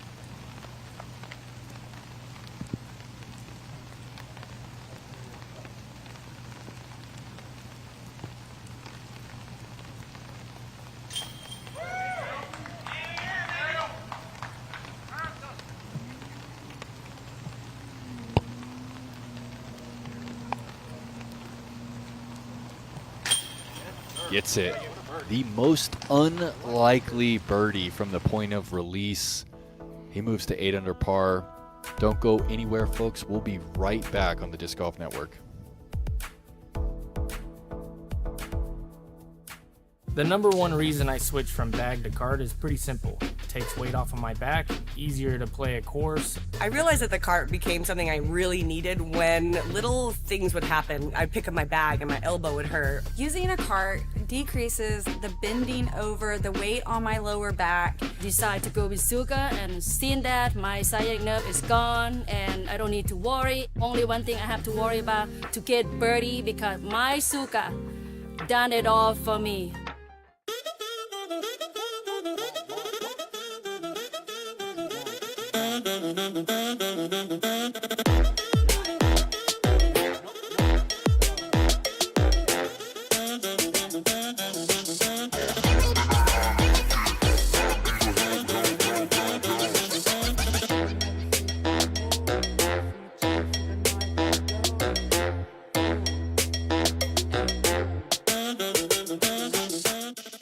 Eggs went up again. Remember when a movie was 60 cents? Or when you could get a whale sack for just $11. Hey guys, whales are still $11 at whalesacks.com. Well, son of a...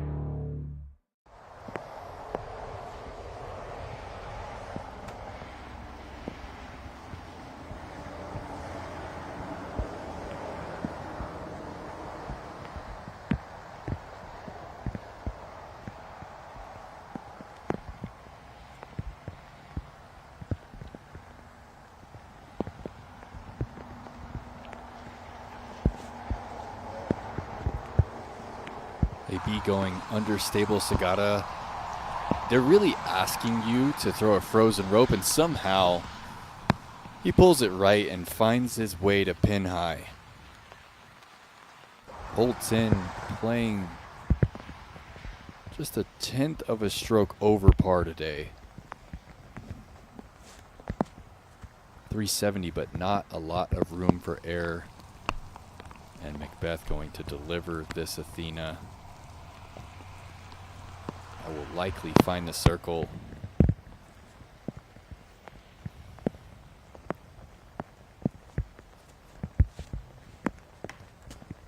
That's a fatal tree kick. Essentially instant bogey. What do you think, Sexton?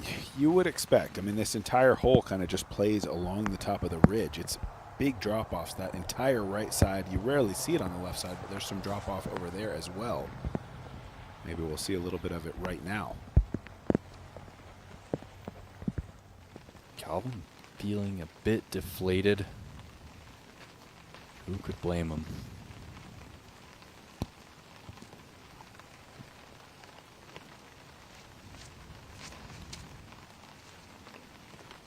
Does this have enough energy?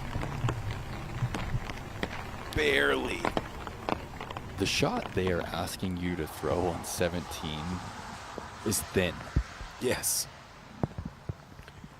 Both Evan Smith and Kyle Klein birdieing the final 3 holes today. Impressive. Also, both of them birdieing 15 as well. So they actually finished with 4 birdies in a row. Very impressive, as you said. This is what Barella avoided.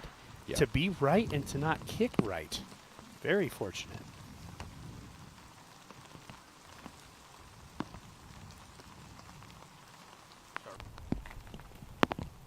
Our first look at the new pin position on the 11th. Great result. Inside the circle for Ricky.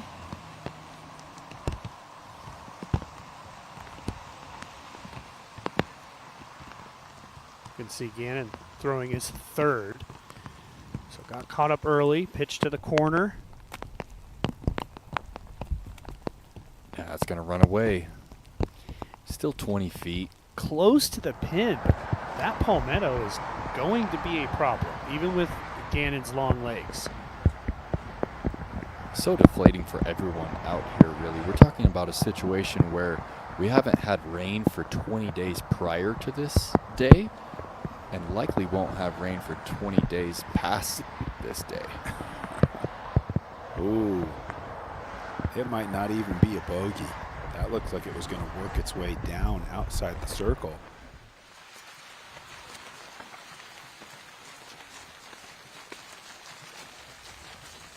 Calvin's kick, not quite as dramatic.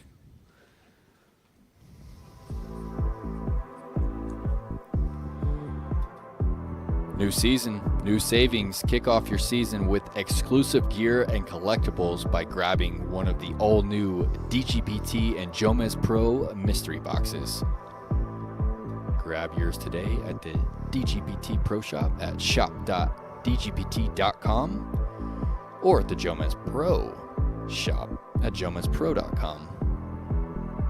I don't think they're putting any 2015 birds in there, Sexton, but correct me if I'm wrong. You never know. You it's let a me mystery. know. You let me know. I might yeah, who's got a stockpile of those? I might need to get in on those boxes.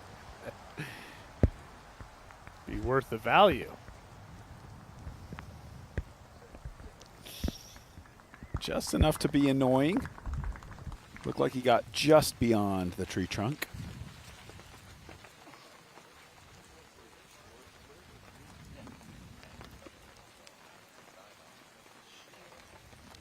And at what point, if you're the player, are you just ready for that horn to blow? Are you just ready for the day to be done when you've been faced with these conditions? I think it has a lot to do with your scorecard. If you're playing well, you're probably in, let's keep this going. And if you're having a tough day, get me out of here.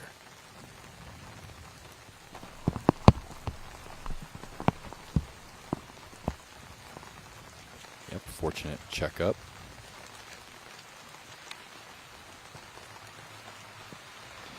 I like that Paul went to the more swoopy high putt there, finishing left. So we've seen this slope off to the right of the basket, and this is where Barella got to. Make here would be a real bonus.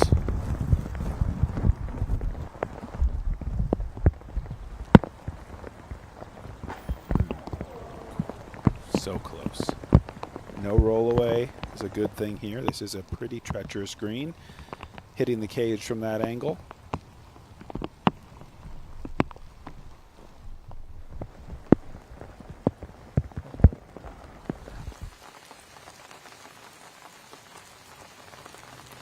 Better in front of the tree than behind, of course.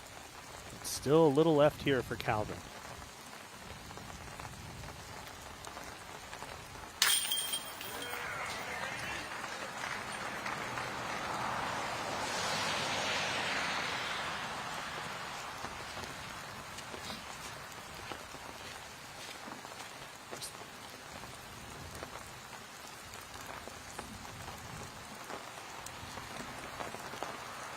Assuming this lightning does hold off, we are getting word that we will play until civil twilight, which is about 6:15.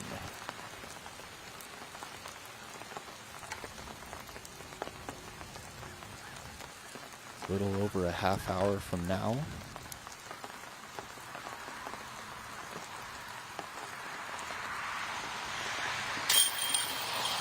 Ezra is so much closer than I thought he would be. He might have got a good result off some of those little trees. It looked to me like it was getting ready to head down into circle 2. But the bogey save secured.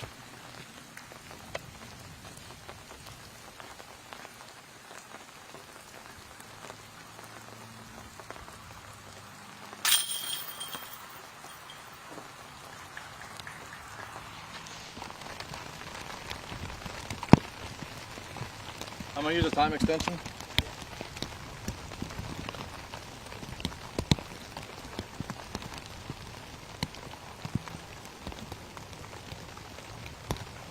I've been very curious to see how often that comes into play. It's the first time throughout this men's round we've heard it mentioned. Can you kind of elaborate, Sexton, on what the time extension really means? Sure, yeah. Each player going to have 2 in their pocket at the beginning of any given round. A chance to either call it proactively like that, or your group could make the call on you if you were in excess of your time. The new rules now, you have 45 seconds at a lie like this in the fairway, where you have 30 seconds on tee shots, 30 seconds in the circles as putters. The thought being that you can practice putting, you can practice driving, but you don't really know what you're going to get in the fairway. And this settles against the tree, just mid-circle 2.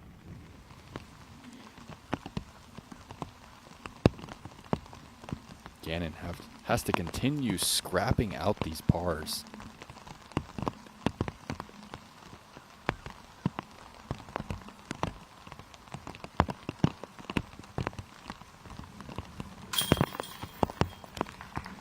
Good for another.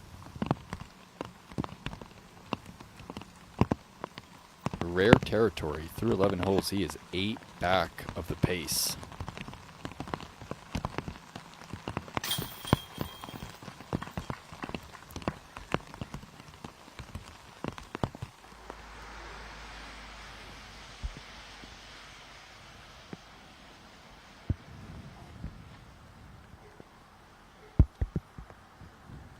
Critical placement tee shot here on 11.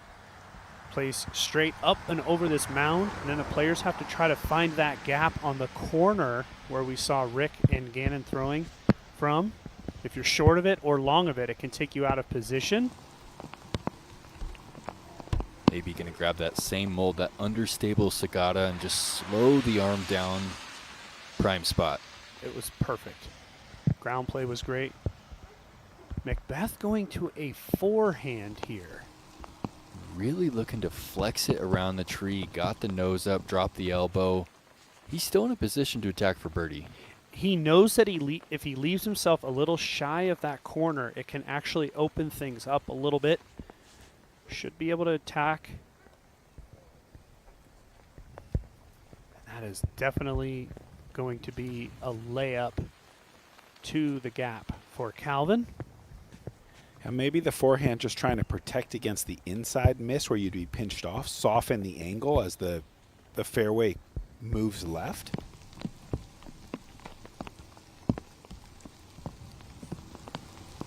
That looks ideal. Adam Hammis, another C2 look. And another stick for birdie. He moves to 9 under. A chance to tie Casey White with a birdie on the 18th. Close shave replay presented by Barbasol. Look at that catch. Chainstar Pro. Go tap that basket. Really well done by Adam Hammis. The way that he threw that second shot, very protective, gave himself the look, and we know how good of a putter he is. Great job.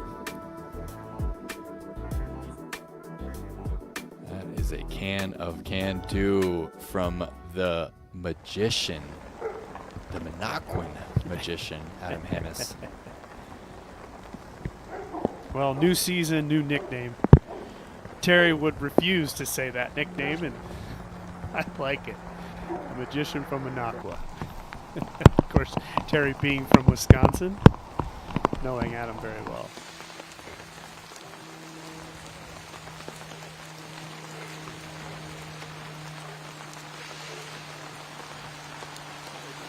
Calvin, just giving us a preview of likely what we saw from Ricky as well as Gannon. Getting caught up short, playing to that corner, and then having this difficult shot up the hill to this brand new green.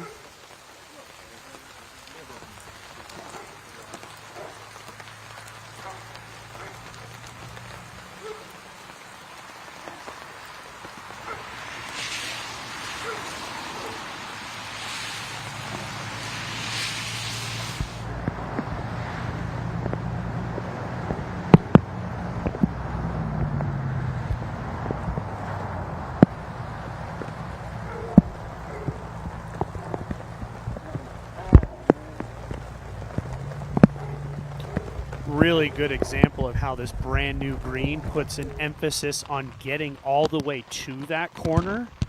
Paul was very blocked on that shot. It's warm. It's wet. The wind is down, fortunately. It is a long day. Test of mental fortitude, a test of experience. I feel so many of these situations, so many of these misses have been a direct result of grip, either on the tee pad or the disc.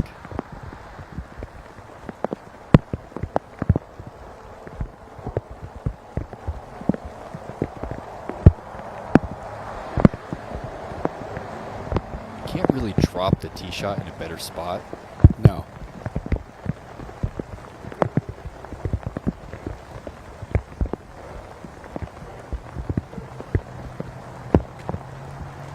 Stable 9-speed, kind of tugs on it a little bit. He'll pay the price. Yeah, a little bit overdone. I think so much can come down to mindset on these bad weather, long days. And that isn't to say that that's something that I always nail, but you're going to play the holes either way. You can play them with a attitude that sort of says, you know, everybody else is hating this and I'm going to see what I can do and just put my best foot forward. Or you can sort of have a more defeatist outlook, and I've been both of those people. Sure. But I think that that is just huge when you're in one of these battles kind of against the course and against the weather. And what are your thoughts on this, Sexton? I also feel there's a technical component. The player with the cleaner form, both in the footwork and the release, they're somehow able to play when it's raining. And if you're really throwing your weight around, you're prone to slip, and if it's not coming off clean, that you also don't know when it's really going to release. Yeah, I think footwork, for sure, big, good thing for you in adverse conditions. If you are kind of lighter on your feet, able to be explosive in the moments when it matters. I don't know that there's many players with a better skill set for this hole right here. The forehand power, he wants it to drop. Yeah, certainly the only miss I see Adam making is pushing that a bit too nose down and finding that OB pond. Yeah, he made 2 birdies last year out of 3, and he did find OB, but he saved his par the time that he did find OB. So pretty successful on the 18th last season. Big flip-up forehand from Burr on the downhill number 12. He'll have 45. Rick just going to hammer this. It's too flat, too straight. Well, he didn't love it. Yeah. But it's getting back on edge, and that is the circle's edge. Classic Rick. A perfectionist. Raising the hands. Always a perfectionist. He's quick, one of the quickest guys to complain about his shot, and usually turns out they're quite good. And then at some point walking down the fairway, he remembers he makes every putt anyway. And generally gets out of there with the score he was looking for.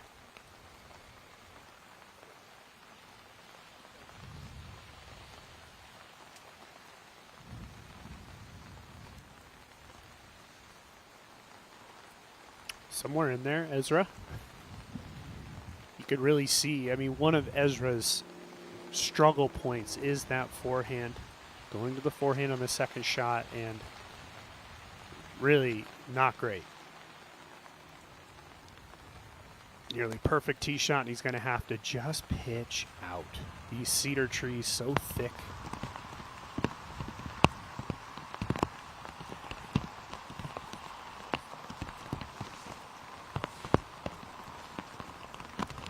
Do you recall Gavin Phillips carding those aces in Austin last year? The first sign of his forehand, I mean, look how smooth it was to flip up and move past guys like Gannon and Rick with that delivery. And the economy of motion, like it's Adam Hammis-esque, in that you wouldn't think that probably isn't very close to 100% power for him. No. Which is incredible. But you would think it's 50 by watching him come through. This is over 500 feet. Incredible. That replay brought to you by Zuka.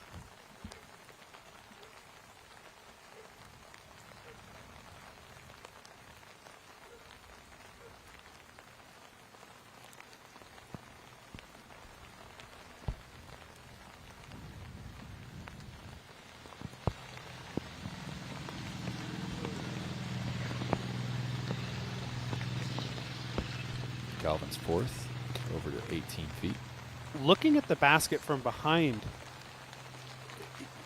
from where the tee shots were of, say, Barella, the backhand almost seems not doable. You have to go to a forehand. That's why we saw Ezra go to the forehand. Yep.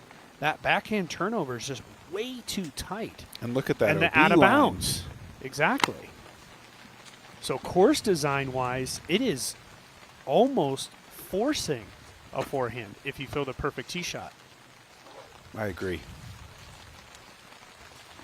And that's not in yet. We could still see a double.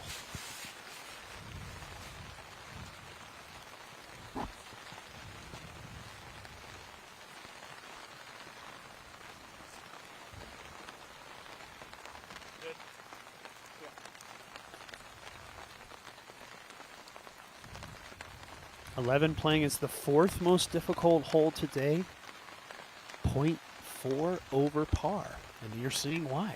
If you're not in the perfect spot and you don't have a great sidearm, bogey can come into play.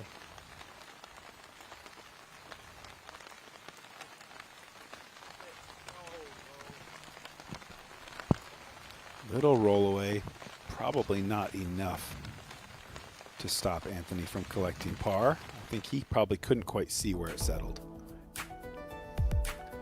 Well, we've grounded the drone, certainly, but we want to give a big shout out to Flight Factory Discs for providing these drone flyovers. Head over to flightfactorydiscs.com and scan the QR code at the bottom of your screen.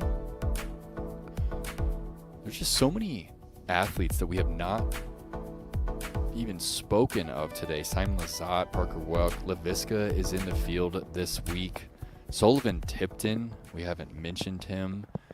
He's back at even par. Just really shows you how scrappy this day really is. We're talking a majority of the field, even or over par.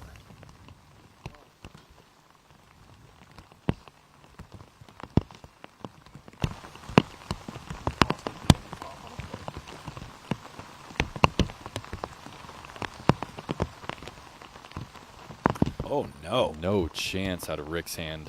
Yeah, that has to be the moisture. That Ricky's putt does not come off like that. I mean, that has to have slipped out of his hand very early. Looking down the leaderboard, Niklas Antila tied 9th, still bogey free, sitting on back-to-back birdies on the 12th and 13th. So he's got a chance to push up towards that lead card position. Yeah, that's a good call. We haven't spoken his name all day. There's that double from, I mean, nearly perfect tee shot to a double bogey. This is showing you how hard hole 11 is. A person who also threw a perfect tee shot, Barella, has to make this putt for his par. Just 7 birdies total in the field on 11 today.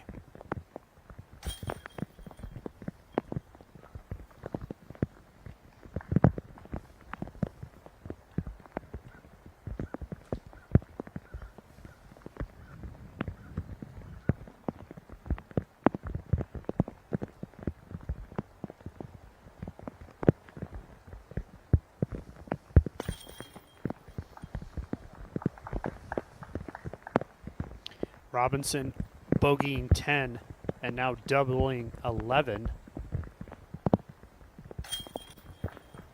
Kind of worst case scenario heading into just about 15 minutes left to play today. He's hoping for that lightning strike.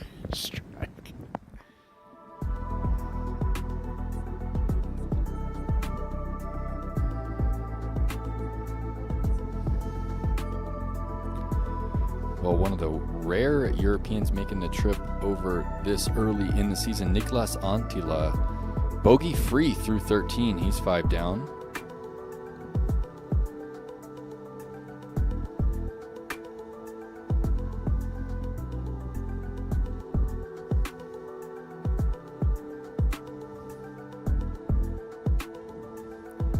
And if you were wondering, here are all of the Europeans. It's a tough call. When do you start your season? How long are you going to be here in the States? You start now, it's 7-8 months of your year. Absolutely. And I'm not an expert on immigration policy, but work visas start to become an issue. Yeah. After a certain number of months, these guys have to have all their ducks in a row to be over here and competing in the U.S. for an extended period. Okay, chance to tie it up at the top. Looking for a flex line here. Looks a little bit right, but very, very solid.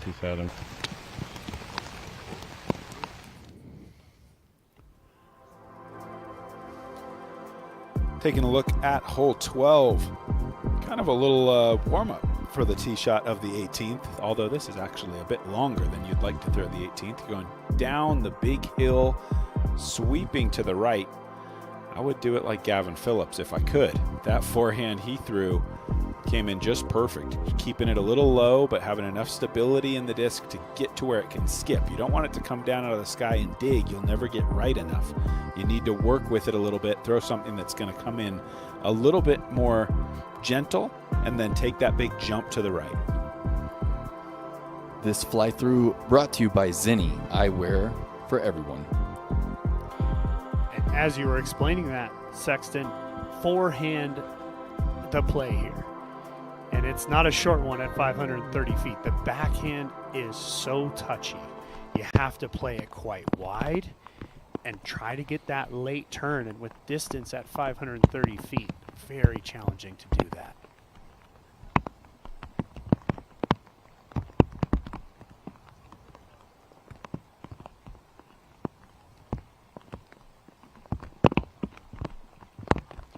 speaks to the skill progression of the field, I think, and I know I say this a lot, but I would expect north of 70% of the field are going forehand on a 500-foot shot. And when you think about, we're talking about 530 feet, but how long does it actually play? Probably 430. Yeah, about 400. A Yeah. little over 400. Yeah, something like that. Yeah, That's certainly still north a of 4. solid forehand. Yeah. Big time. Angle control a bit more relevant than the power here. AB going to go with a little bit of a flip-up nuke. Same disc he threw on the 8th. Looking for a very similar line. Maybe a touch more flip-up. AB has enough power actually here, I think, to put it up pretty high and just allow that disc to do all the work. He's going to go way low. And flipped. Yeah, I find that to be just an interesting line. Again, the weather, a huge factor here, but I think he has so much power, he could put it up nice and high and just allow that all that hyzer just to drift it right to the basket. Paul going Aries. Flipping up. He's asking for it to get right quicker. There's no beeline over there, but it's pretty far. Unlikely that any forehand would go out of bounds. Now we'll see a backhand from Calvin. Flippy eagle. Look at the trust. This can bring OB into play, the backhand.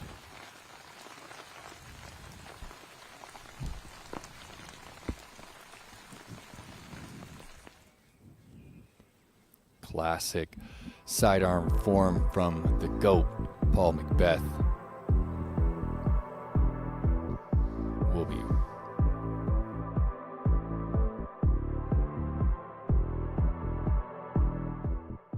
Without Cliff Stevens, there is no 12-time world champion, Ken Climo. This is where I learned how to compete, where I learned how to win. It all started right here. I'm proud to announce the newest addition to the Climo disc golf lineup, the Cliff. From putts to upshots to off the tee, it's dependable when it matters. The Cliff, where it all began. Progress doesn't stand still. Neither do we. Every moment matters, every step evolving through experience. Trust breeds confidence, and confidence is everything. Any terrain, any conditions. The all-new Syncrasy V2 by Ideo Sports.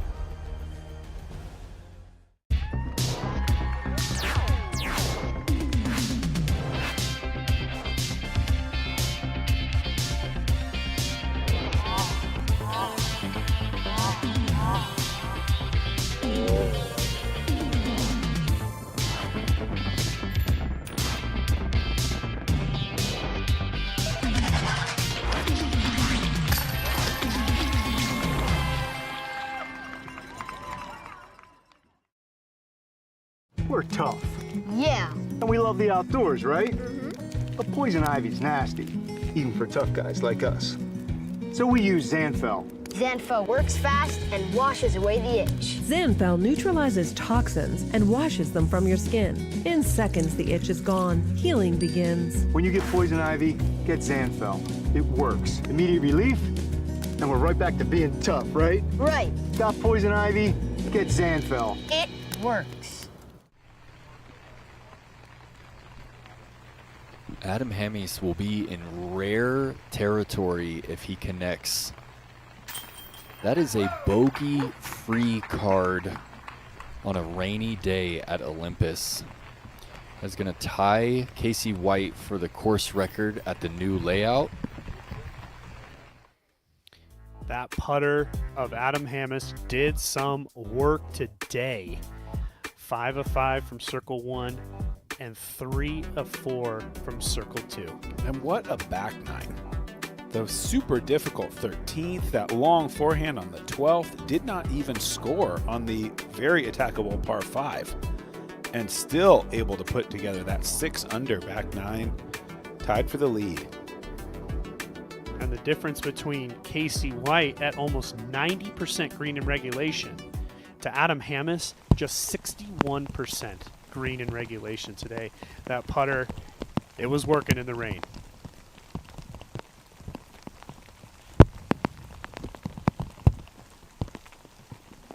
That needs a little teeth and a good kick.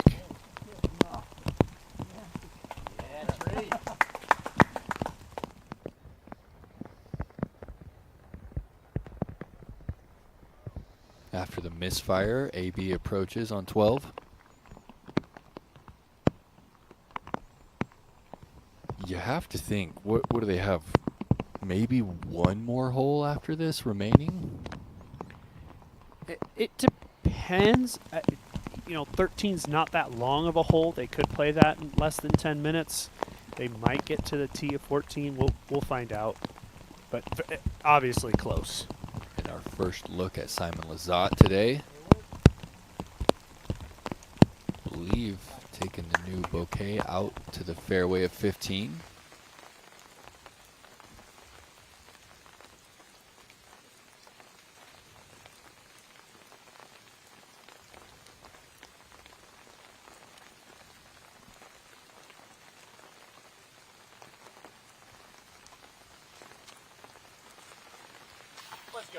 Calvin is good for it from outside of C2. What kind of lane did he have? I couldn't even hardly tell where he was. Back there by those trees, I knew he was a little long. Couldn't see the basket at all from our angle. Yeah, this log that comes across here is about pin high to the men's basket, twisting it through those big pines. And just enough rim to keep that in.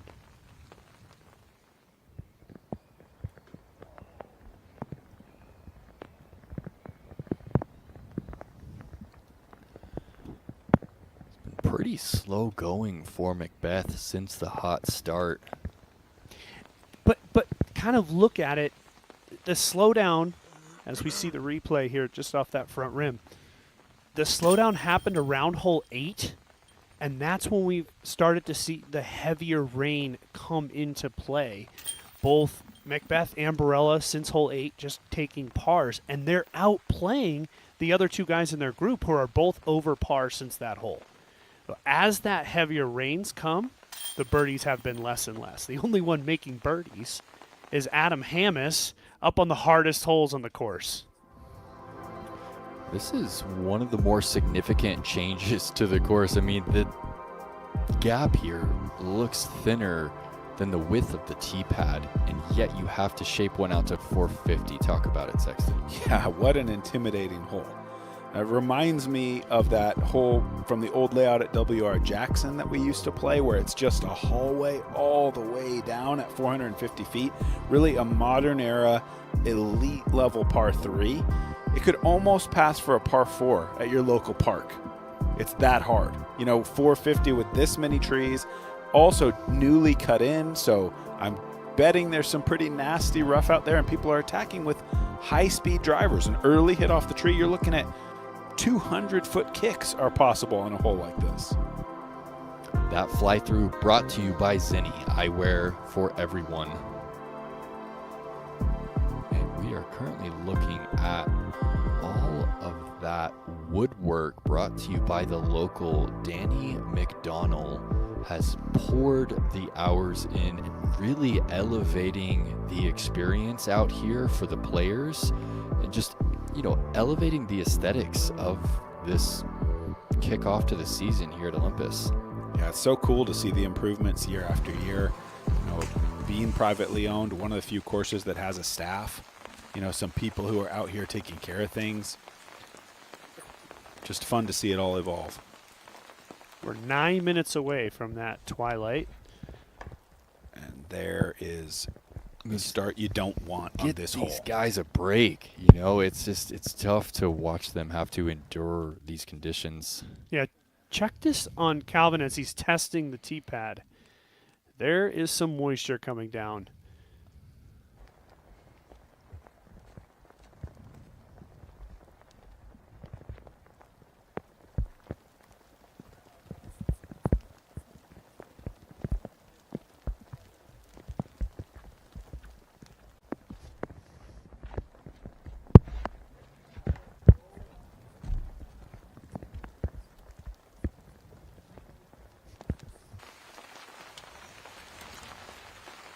And 2 disastrous starts for Heiberg and Barella.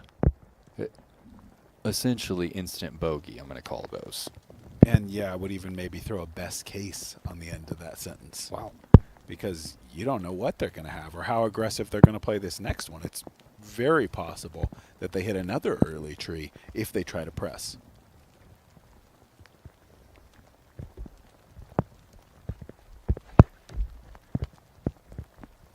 It's pure, it's flipping up. And still doesn't have quite the D. It's probably 50 short. With the way the tee pad is, the weather, the rain coming down, it's going to be hard to throw this thing 452. Paul would take that shot 100 times out of 100. Yes, it's a win.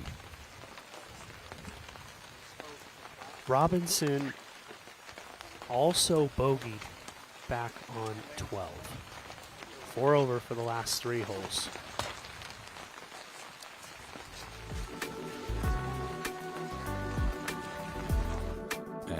Adam Hemis is in the clubhouse with Brian Earhart. Let's see how he got it done out there bogey free.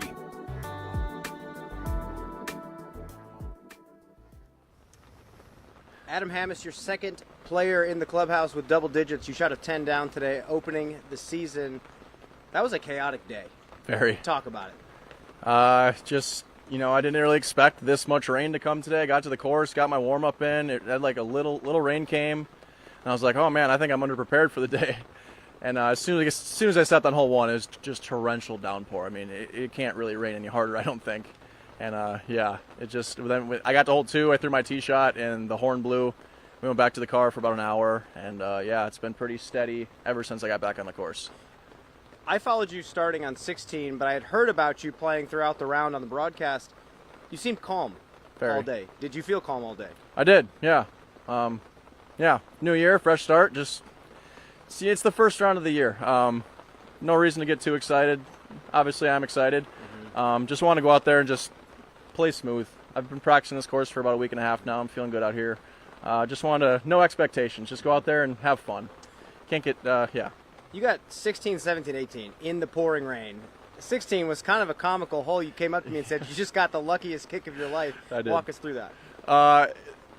My grip has been really good all day, and then on hole 16 or 15, 16, I had some early releases. It was just something was going on with the grip, and I early released my flex over shot on 16, hit one of the first trees on the left, and actually redirected it into like a hyzer that missed all these trees, and it got to a pretty good spot in the landing zone, and capitalized on that. So got to capitalize on the mistakes. Well, it was a fantastic finish getting birdies on 16 through 18. It's getting dark. Civil twilight when we cut the round is coming up. What are you looking forward to tomorrow? Maybe weather-wise, play-wise? I haven't really looked at what's going to happen tomorrow with the weather, but I guess I'm prepared. I'm feeling good in it, and if it's going to stay like this, I'm ready to play in it. So, same mindset tomorrow. Just going to come out here. Might have a little bit more of an expectation because I had some good shots today, but just more or less play the course, have fun, enjoy the day. 10 down in the pouring rain. Adam Hammis, congratulations. We'll see you tomorrow. Thank you, Ryan. Appreciate it.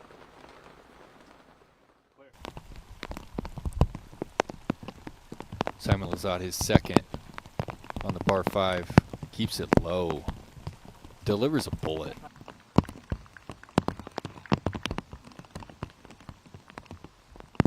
Unless you really get a big tee shot off here on 15, you're really playing it for birdie. And just keeping it in the short stuff out here on the second shot is all these players are trying to do. Left, right, or middle kind of doesn't matter. As long as you're in the fairway, you're doing just fine. So Calvin forced to pitch to here. This is his third.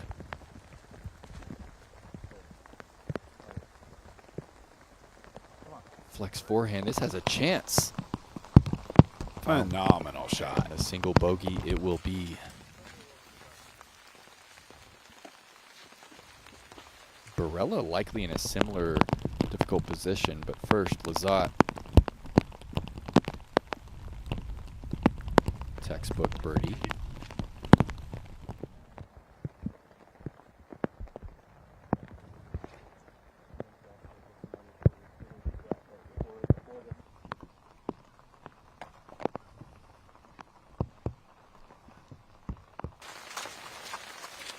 patent pending. That was an impressive shot by Ezra under the circumstances to put it that close, especially with the struggles he's had over the last 3 holes.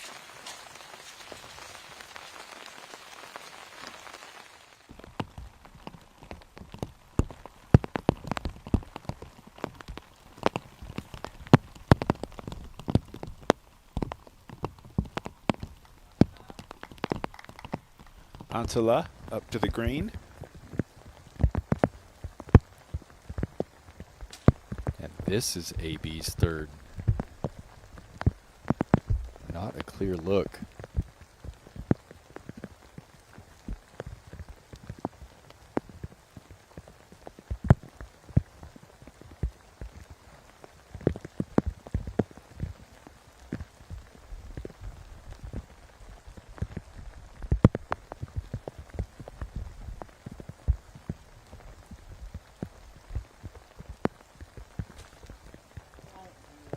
Clean through the first gap, but catches a Guardian. It's going to be an instant double bogey. And I'm going to send it down to Brian Earhart. Brian, what's the sentiment down there near Tournament Central? Are any spectators sticking around to watch the players come in on 18?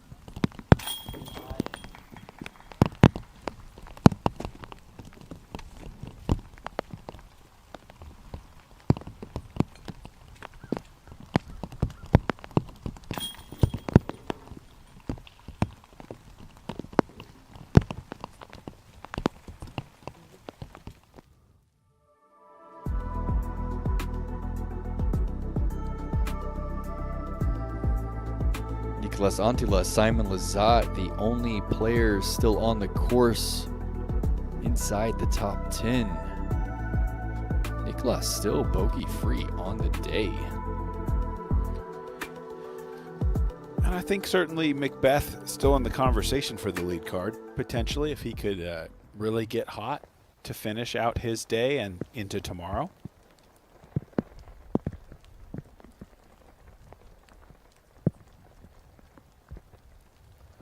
Well, as AB throws his fourth, I'm going to send it back down to Brian. Brian, how's it feeling down there on the course? I'm just going to be honest with you. It's wet. It's real wet, Nate. And I'll tell you, you asked earlier about fans, if they're leaving, if they're staying. The fans that have stayed have the biggest smiles on their face, and they are not going anywhere. I remember when Magnus Carlsen, greatest chess player in the world, was out here with chess.com. He was walking out in the pouring rain with no umbrella, biggest smile on his face, taking in the disc golf, and we have a lot of fans doing that still. Some are leaving, but we have some pretty diehard fans out here watching the best in the world. Yeah, still a great day, regardless of the conditions.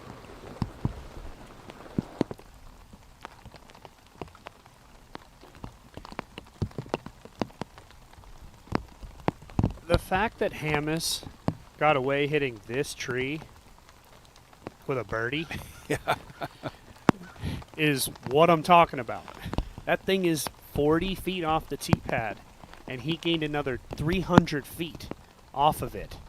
It was just enough of a kiss to continue to kick forward.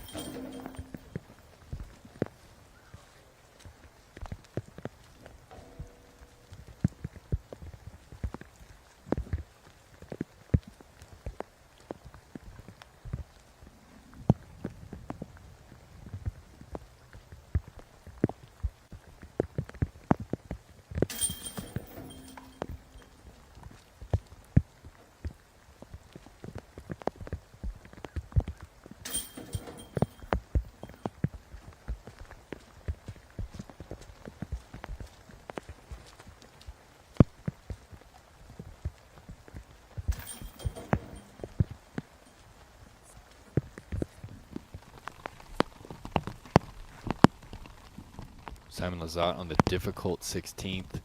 Likely going to try and paint this one on Annie. Going to try and let the disc do the work. That is as clean as we have ever seen it. Wow.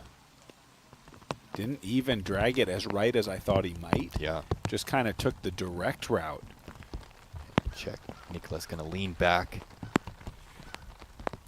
Go overstable, a bit more flex, and Had it all except the height.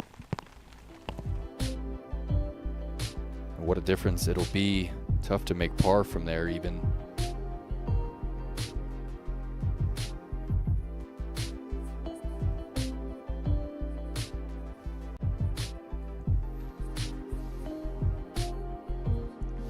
We're going to take a look at the Flight Factory fly-through on the 14th. Sexton, what do you got?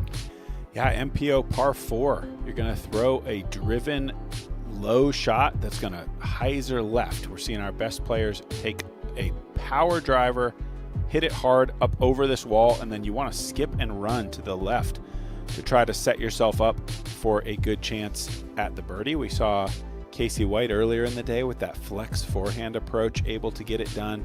The basket does wrap around back to the right side.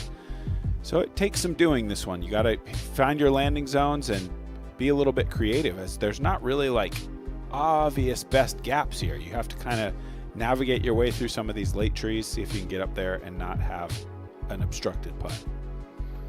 Yeah, and with the way the weather is, the ground play is going to be very challenging here on 14. On the tee shot, you really want to try to utilize the skip to get left, and then on this second shot, you really want to try to utilize the skip to get up here. But with how wet it is, I think that's going to be difficult. Got to get over the wall. Not going to.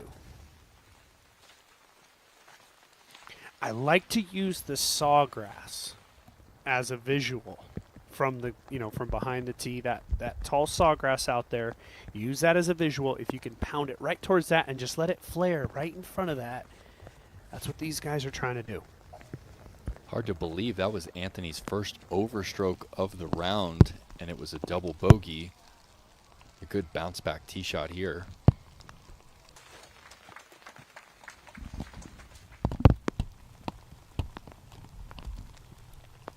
Nicholas has a good look at the inside lane.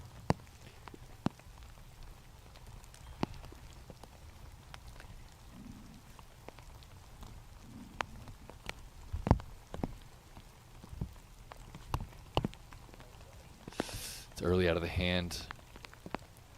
I'm going to say fortunate kick. He's still in a position to get up and down for par. I agree.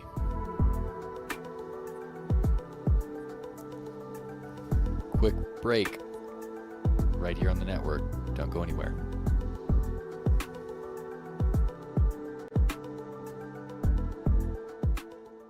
And this will be an approach shot he'll remember for a long, long time.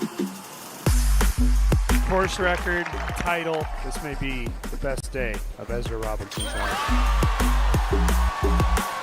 The legacy of the Robinson brothers grows today. Supreme Flight Open champion and first-time Elite Series winner, Ezra Robinson.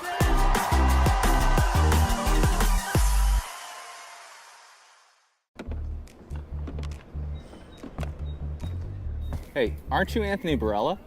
Yes, sir. Try out this Venom. Thanks, man. Man, this is the best disc ever. It goes 1,000 feet Hey, easily. hurry up, man. You're taking forever. Sorry, man. No 30-second rule here. What about that 100% off player discount?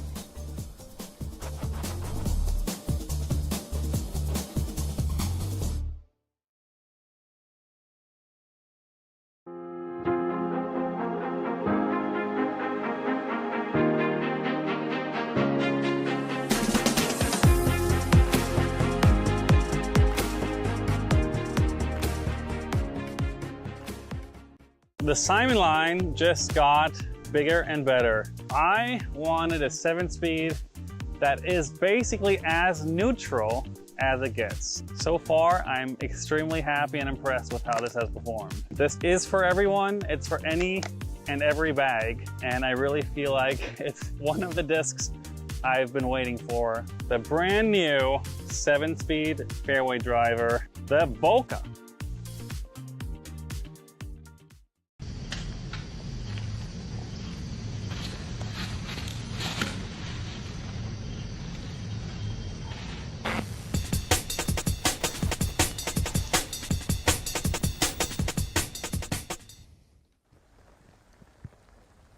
Beth after not getting over the hill.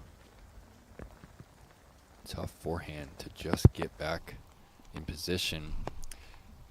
It'll be a tough ask for the par.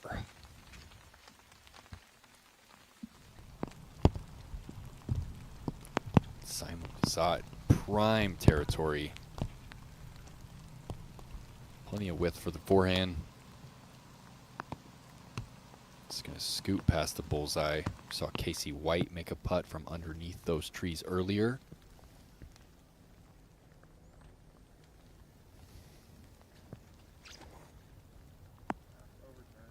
And as Calvin lays down this roller, I made a mistake earlier thinking Civil Twilight was 6:15. It is actually 6:50. If you were wondering why these athletes are still out on the course, they have about a half hour remaining.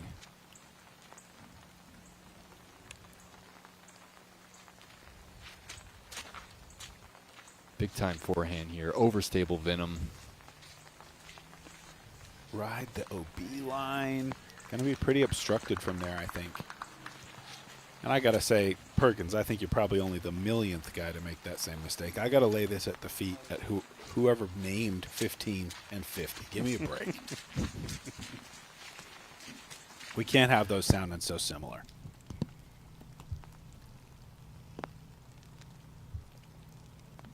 Nicholas in between the overstable approach and the faster fairway. Going slow speed.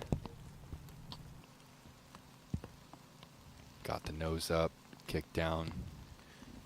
Camera's doing all they can in the fading light.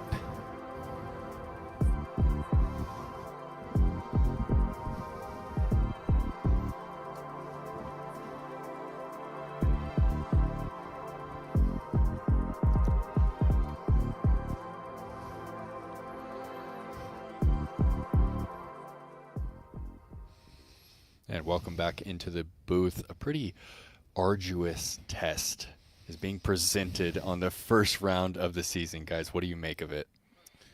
It's the Disc Golf Pro Tour. I mean, it's not the first time, and it's not going to be the last time that we see weather dictating tournaments. It's about the guys that are staying in their own game plan and getting through it. We saw a couple great rounds already, but we're also seeing some serious struggles from some of our favorites. Yeah, and I think sneaky a little bit, Simon Lizotte, we just got to covering him here in the last 15 minutes. He's playing well. He's got a birdie there on 16. It's about, like you said, making the best of it in these types of conditions. It all has to do with the mindset, and those are going to be the guys that are going to be the ones with the success. It's a short tournament as well. It's only 3 rounds, so you can't overlook how important this opening round is, as tomorrow is moving day, being that it's the second round. We kind of touched on it briefly about how the technical footwork can allow you to play better when the tee pads are soaked. Nicholas Antila, Simon Lizotte, 2 guys who I kind of think of in that regard, very balanced on the tee. Nicholas still hasn't bogeyed today. He has a 50-foot look coming up to keep the bogey-free round alive. And both of them really have a chance to make a push for the lead card. They absolutely do. And on the flip side of that, we're talking about Calvin Heimberg and also Ezra Robinson, the defending champion. These two have struggled since the heavy rain has come, and they're going to need a miracle.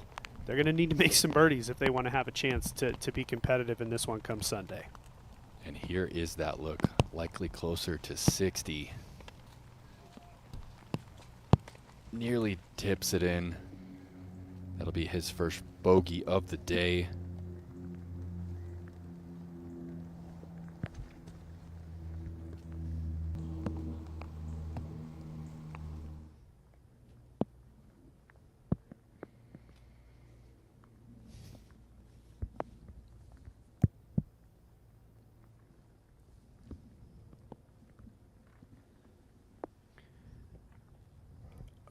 So Calvin, he threw that roller, got deep in one of the bush bunkers that was in the fairway, just pitched out to there, and that's going to be another bogey at least for Calvin Heimberg, who's already 2 over.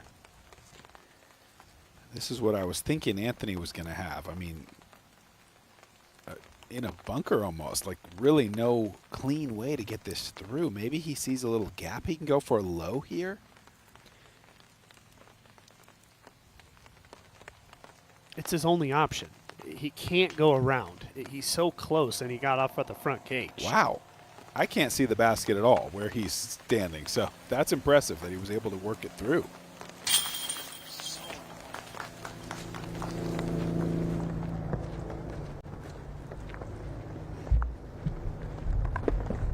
Paul Macbeth in for par. It's a good save, being below the wall after the tee shot.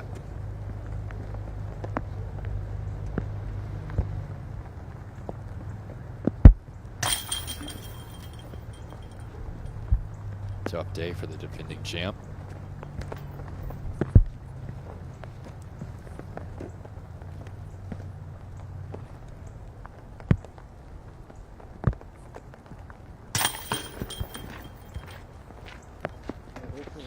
We know the lead is at 10, right? Third place at 7 under. If you're any one of these guys, finishing at 4, 5, 6 is a huge win today. That does continue to keep you in the tournament. Look at this. The stretch of 4 pars, the stretch of 7 pars. Like, okay, Rick's having a slow day. And goes 3 down in 2 holes, an eagle on the 15th. All of a sudden, he's back in contention. Great chance or great opportunity to make the lead card if he closes off with a couple birds. How on earth do you have the grip and the confidence to lay into those shots? It said on our live scoring a 12-footer for the eagle. That doesn't make a lot of sense to me. How he's able. I mean, he earned that nickname Raincoat Ricky many years ago. That is Simon's look for birdie on the difficult 16th. That's a turkey. 14, 15, and 16. That moves him to 6 under for the day. Nicholas going to drop back to 5 with his first bogey.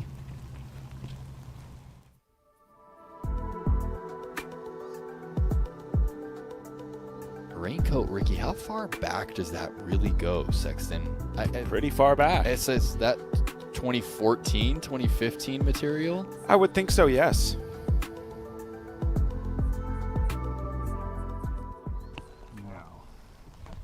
It's business as usual. Does it look on camera brighter or darker than it Dark. is? It's dark. It's dark. It's literally just. Can you see me? We can take bathroom breaks, I guess. For reasonable time. Good. Well, we are not good. Yeah.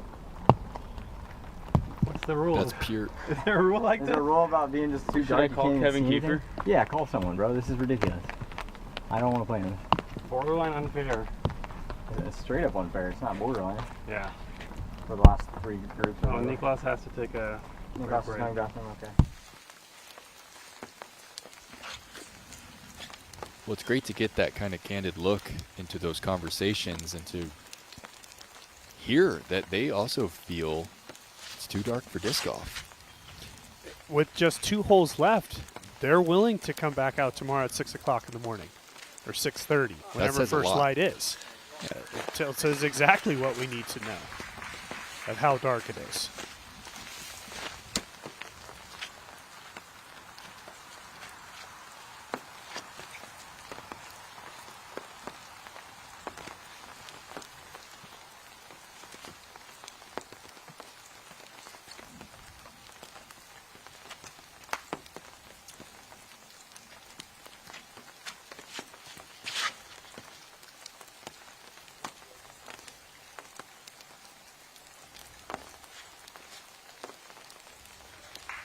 The Venom going to stay in the fairway.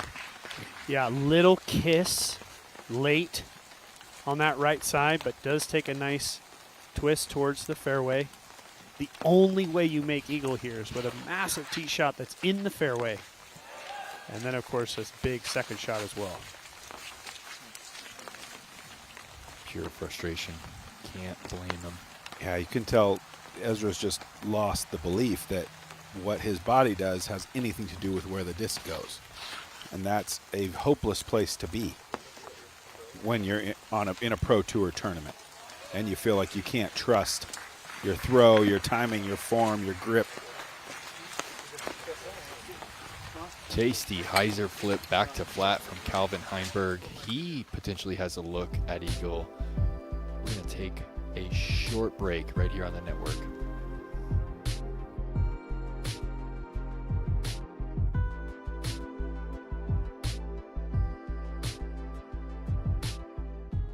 Tour Series material.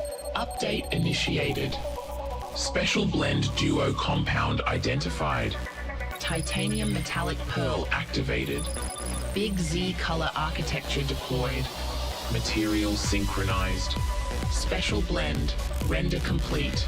Enhanced grip detected. Cosmetic data stream opened.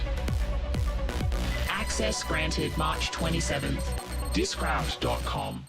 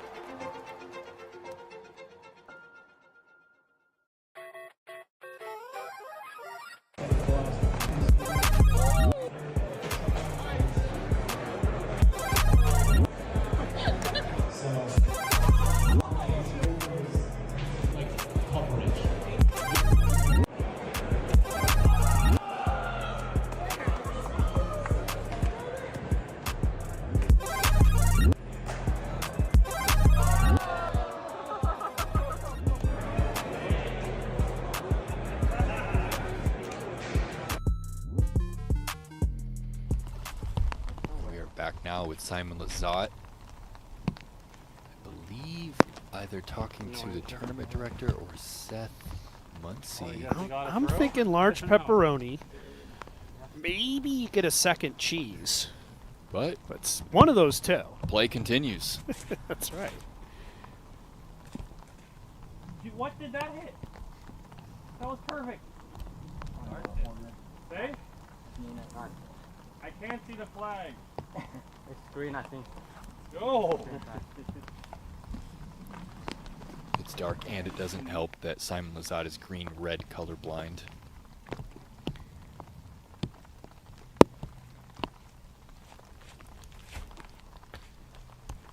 And Nicholas, to answer your question, we cannot see you any longer. No. So you're saying Simon doesn't know the difference between a pesto pizza and a regular pizza? Not until he's sunk his teeth into it. It's close. It's close to time to shut this thing down. We'll expect that pretty soon. We're getting word of a horn down there on the course. This could be it for round one. Yep, good shot there. Again, like I said, the second shot here on 15, unless you've gotten a really big tee shot, it's just about keeping it in the middle, giving yourself that opportunity to make a relatively easy birdie if you keep it in the fairway. I'm guessing they've called it. Yeah. Taking pictures.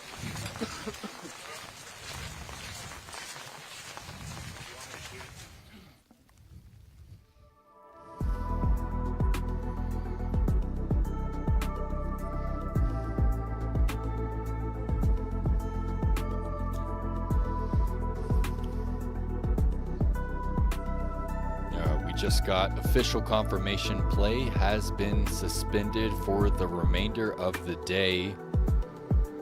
We'll wait until we get word to exactly what time in the morning the MPO will have to return that last feature card, as you saw, are on the middle of hole 15. Wow, tough day, guys, but I'm glad they ended up calling it. We saw just how frustrated Lazat, Parker Welk, and Niklas were. They were calling the TD. That's not a normal situation. No, not at all. I mean, when you don't feel like you can play to your best abilities because of a light level or some factor outside your control, I can understand why that's super frustrating. I think they'll be happy to get off the course, reset, and come out early tomorrow. Yeah, no doubt. I mean, it's just that we knew this was coming. This is how it is. As a player, you knew it was coming, especially if you teed off late. And it just is a part of the game. You're going to have to be there early tomorrow. I think the players who do the best are the ones that don't let it get to them. Don't let it get under your skin. This is a part of it. Well, in your experience, I'll start with you, Das. What has it meant to your rhythm to break up a round into the next day? It's all mindset. Exactly what I just said. It's mindset. You have to just keep the positive mindset. Don't worry about the things that you have no control of. Only worry about yourself and what you can do. Come up, be ready to play early tomorrow morning. And I know you've experienced as well, Sexton. Did you ever experience that physical fatigue during that second round? Certainly. I think it can be a wear and tear on the body for sure if you're throwing a lot of power shots all in one day, if you have a little bit of extra golf. I think this is the most frustrating situation because it's round one and your performance has nothing to do with the fact you were delayed or wasn't delayed, except maybe your performance last season, which got you the honor of a feature card. Mid-tournament, you can sort of defend it and go, well, I wouldn't switch places with them. I'm already in the second group, or I've earned this position. Frustrating situation all around. Yep. Well, we're going to take a quick commercial break. On the other side, our OTB shot of the day.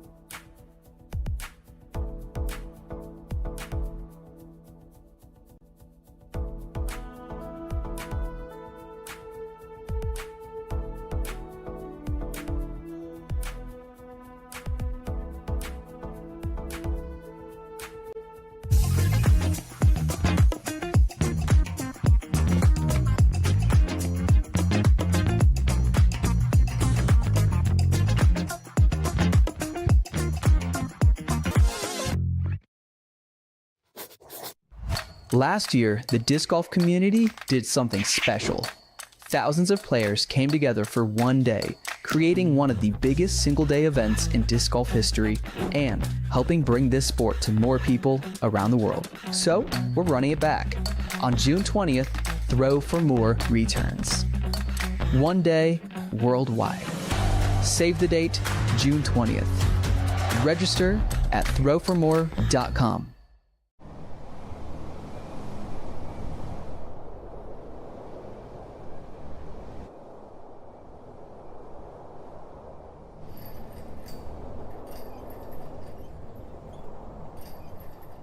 Let's send these boys back to the lobby. Get on. Oh, Grandma's got a hot kettle for that teabag. How did you get so much energy from a candy? One Shot is no ordinary candy. It only has 4 grams of sugar, and the nootropics help prevent jitters and crash. Grandma, do you think I could try one of those One Shot energy chews? Oh, sure, honey. But if you come for the queen, you better come correct, Sprout. I'm the OG. Got it? Got it. Level up your energy with One Shot. Grab yours at oneshotenergy.com today. Ever since I threw my first Frisbee, I dreamed of making flying discs. Now, whenever a customer wants their own course, stamp, or brand, I do everything I can to help make their dreams come true. Gateway Disc Sports, an open invitation.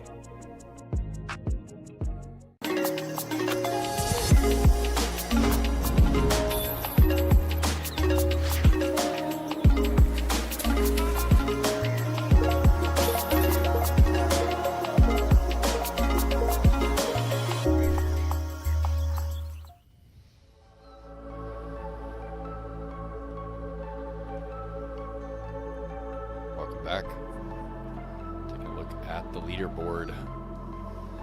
Adam Hemmings, Casey White tied at the top, 3 clear of Evan Smith and Paul Kranz.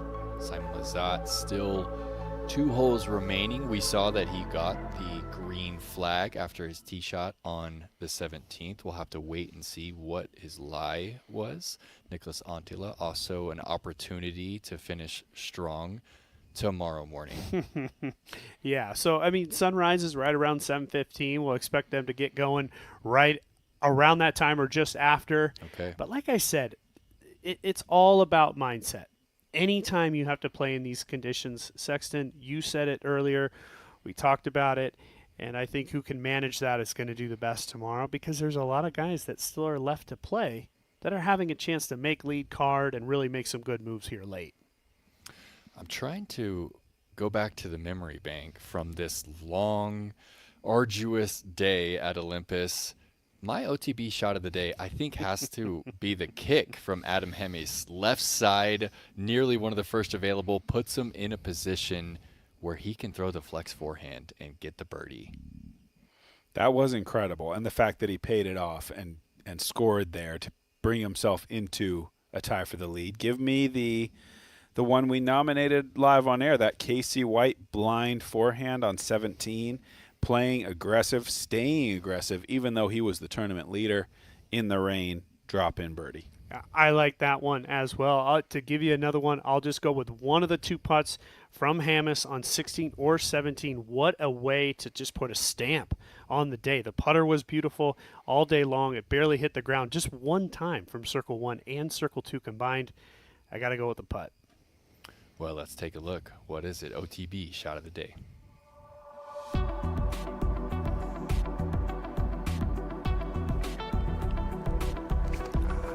Nice. It's just a beautiful shot. It's not that it's the most technically difficult shot of the day. It's just that in the position he was in, playing that well, the pressure he's starting to feel in a moment like this is a chance to be the leader. This is a special opportunity in my career. And then to deliver a shot like that and not even need the putter, absolutely parked around all that OB, very impressive. And the way that you kind of brought us into that shot, Sexton, you were saying, hey, if I'm Casey White, I just play up and to the right side. And he did just the opposite and kind of challenged the OB line on the left, and kind of a classic little Casey White fade away with the white tactic. Stay tuned to the dgpt.com for those event updates for the broadcast times from Nate Perkins, Nate Doss, and Nate Sexton. We will see you bright and early here on the Disc Golf Network.